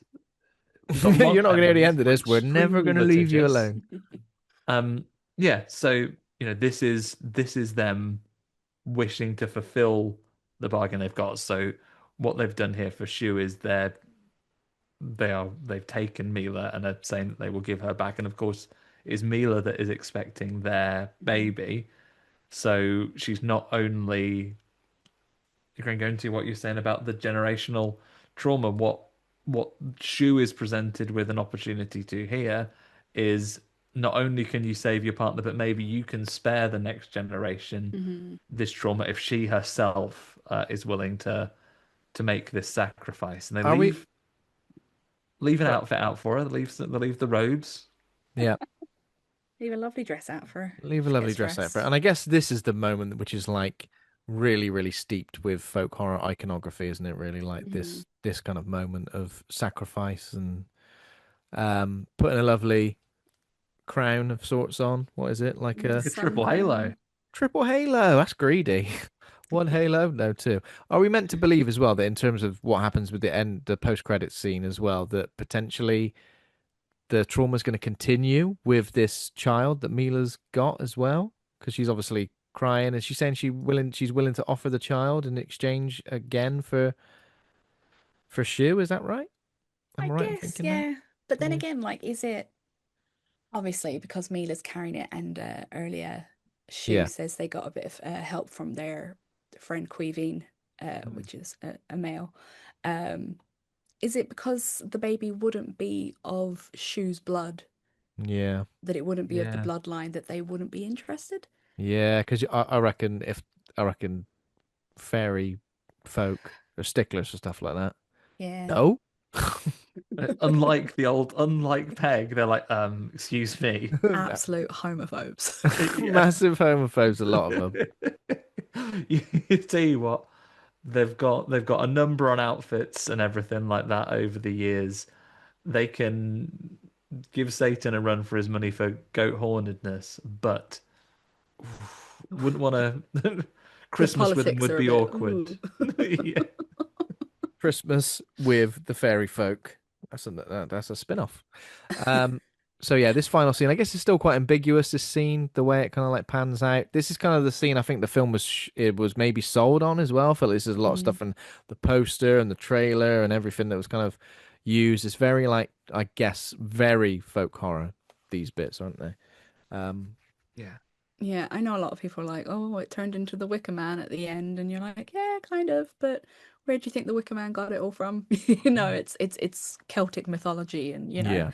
that kind of crack. So yeah, I mean, I think the ending's fine. It probably wouldn't have been my favorite ending that could have possibly be, but like again, it's all about the folkloric iconography of, Mm. possibly Lugh the god and you know, there was always legends of fairies taking women folk to carry on children or, to become mothers for the fairy folk and etc. etc. So it does kind of check out, I think. And as well, like when we look at it from a metaphorical, she's gone into the door, she's facing her Yeah. past or whatever it is to try and save her child and save her partner. And that is, when you do have trauma and you do have a bad history, that is something that you do have to do. Otherwise, you're just going to completely repeat the mistakes Mm. of your kind of foremothers.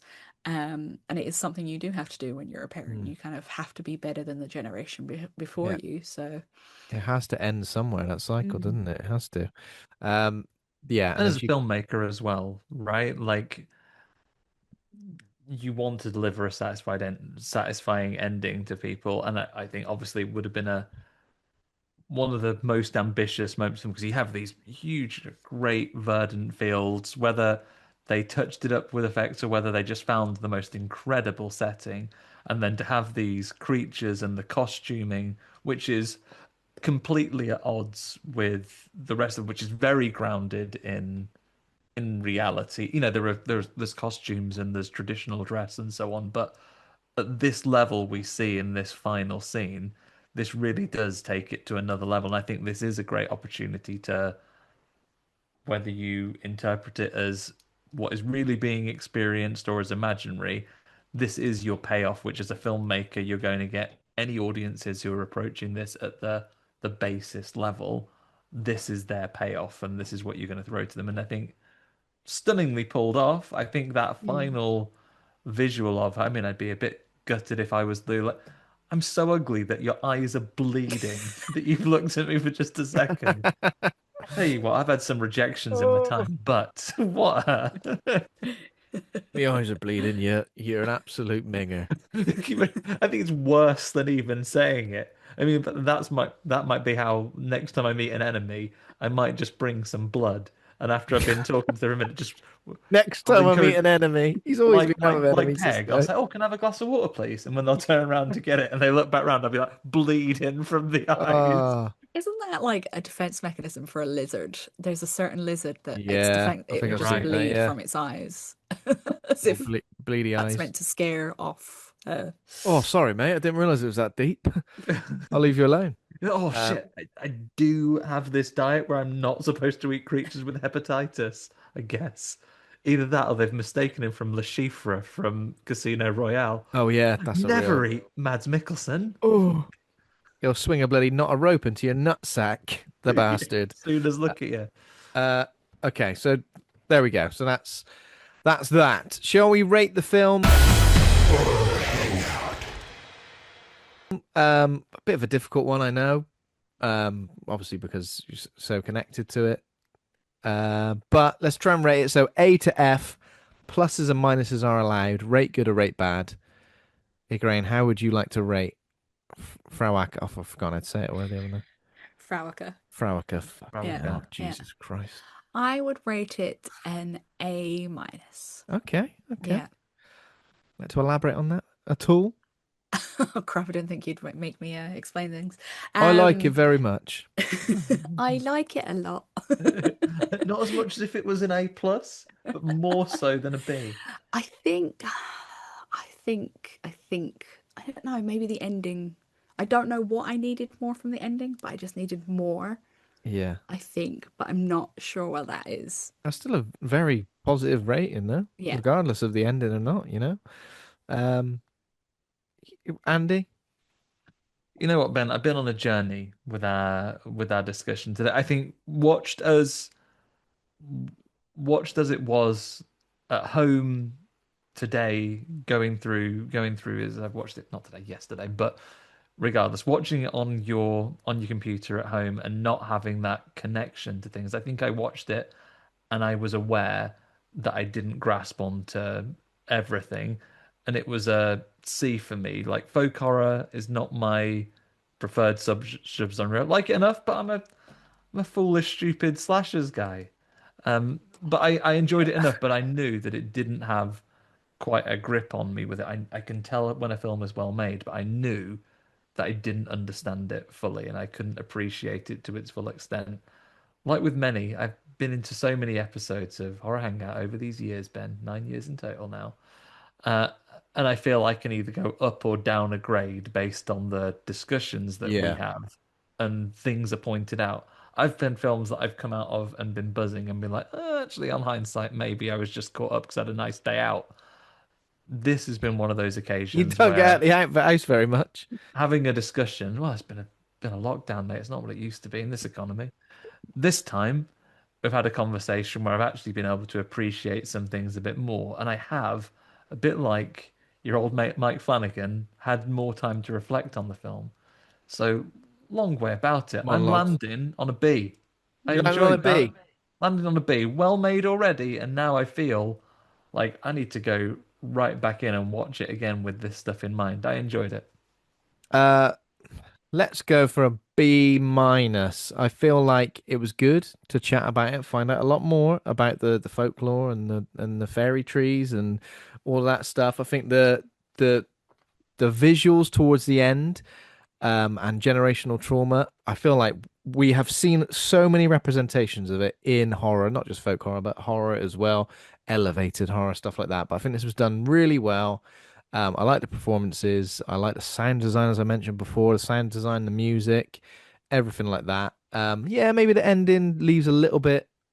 It leaves me wanting in a way a bit more. Like it felt a bit by the numbers. Okay. Oh, creepy folklore ending, creepy folk horror ending. But other than that, I think it's a really well made film. And it definitely was better than Ennis Men that I think I had a lot of expectations for. Not that I'm Cornish, but I felt like I'd be more connected to it in a way. So all we need now is that true Southwest Bristol horror movie to come out, and I'll feel really represented. So selfish when you've got all of skins to represent your culture. Yeah, I got all the skins, and that is a bloody horror film. Miss Jesus. Bristol on a Saturday night is a fucking horror film. Oh my God. I'll tell you what, you say that. I literally experienced Bristol on a Saturday night just Once a week. just this last weekend that I've said something similar going, it's fucked out here. It's absolutely fucked. I went on a hens party back in November to Bristol. Did I was you? Like I've been to Bristol a couple of times, like with my, my husband and my kid, lovely family, great, Yeah. Woof, going out on a Yeah. hens night, I was like, oof, oof. I'm not It's gonna a different defend kettle of it. fish. I'm not gonna defend it even for a second. That I entirely agree. I think I walked from where we ate food on Valentine's night to where we got dessert. That walk was like I was fighting for my life. Fucking hell. You're going to get into a random battle every couple of steps. Yeah, it's like Pokemon walking through the long grass. Oh, another battle. Yeah.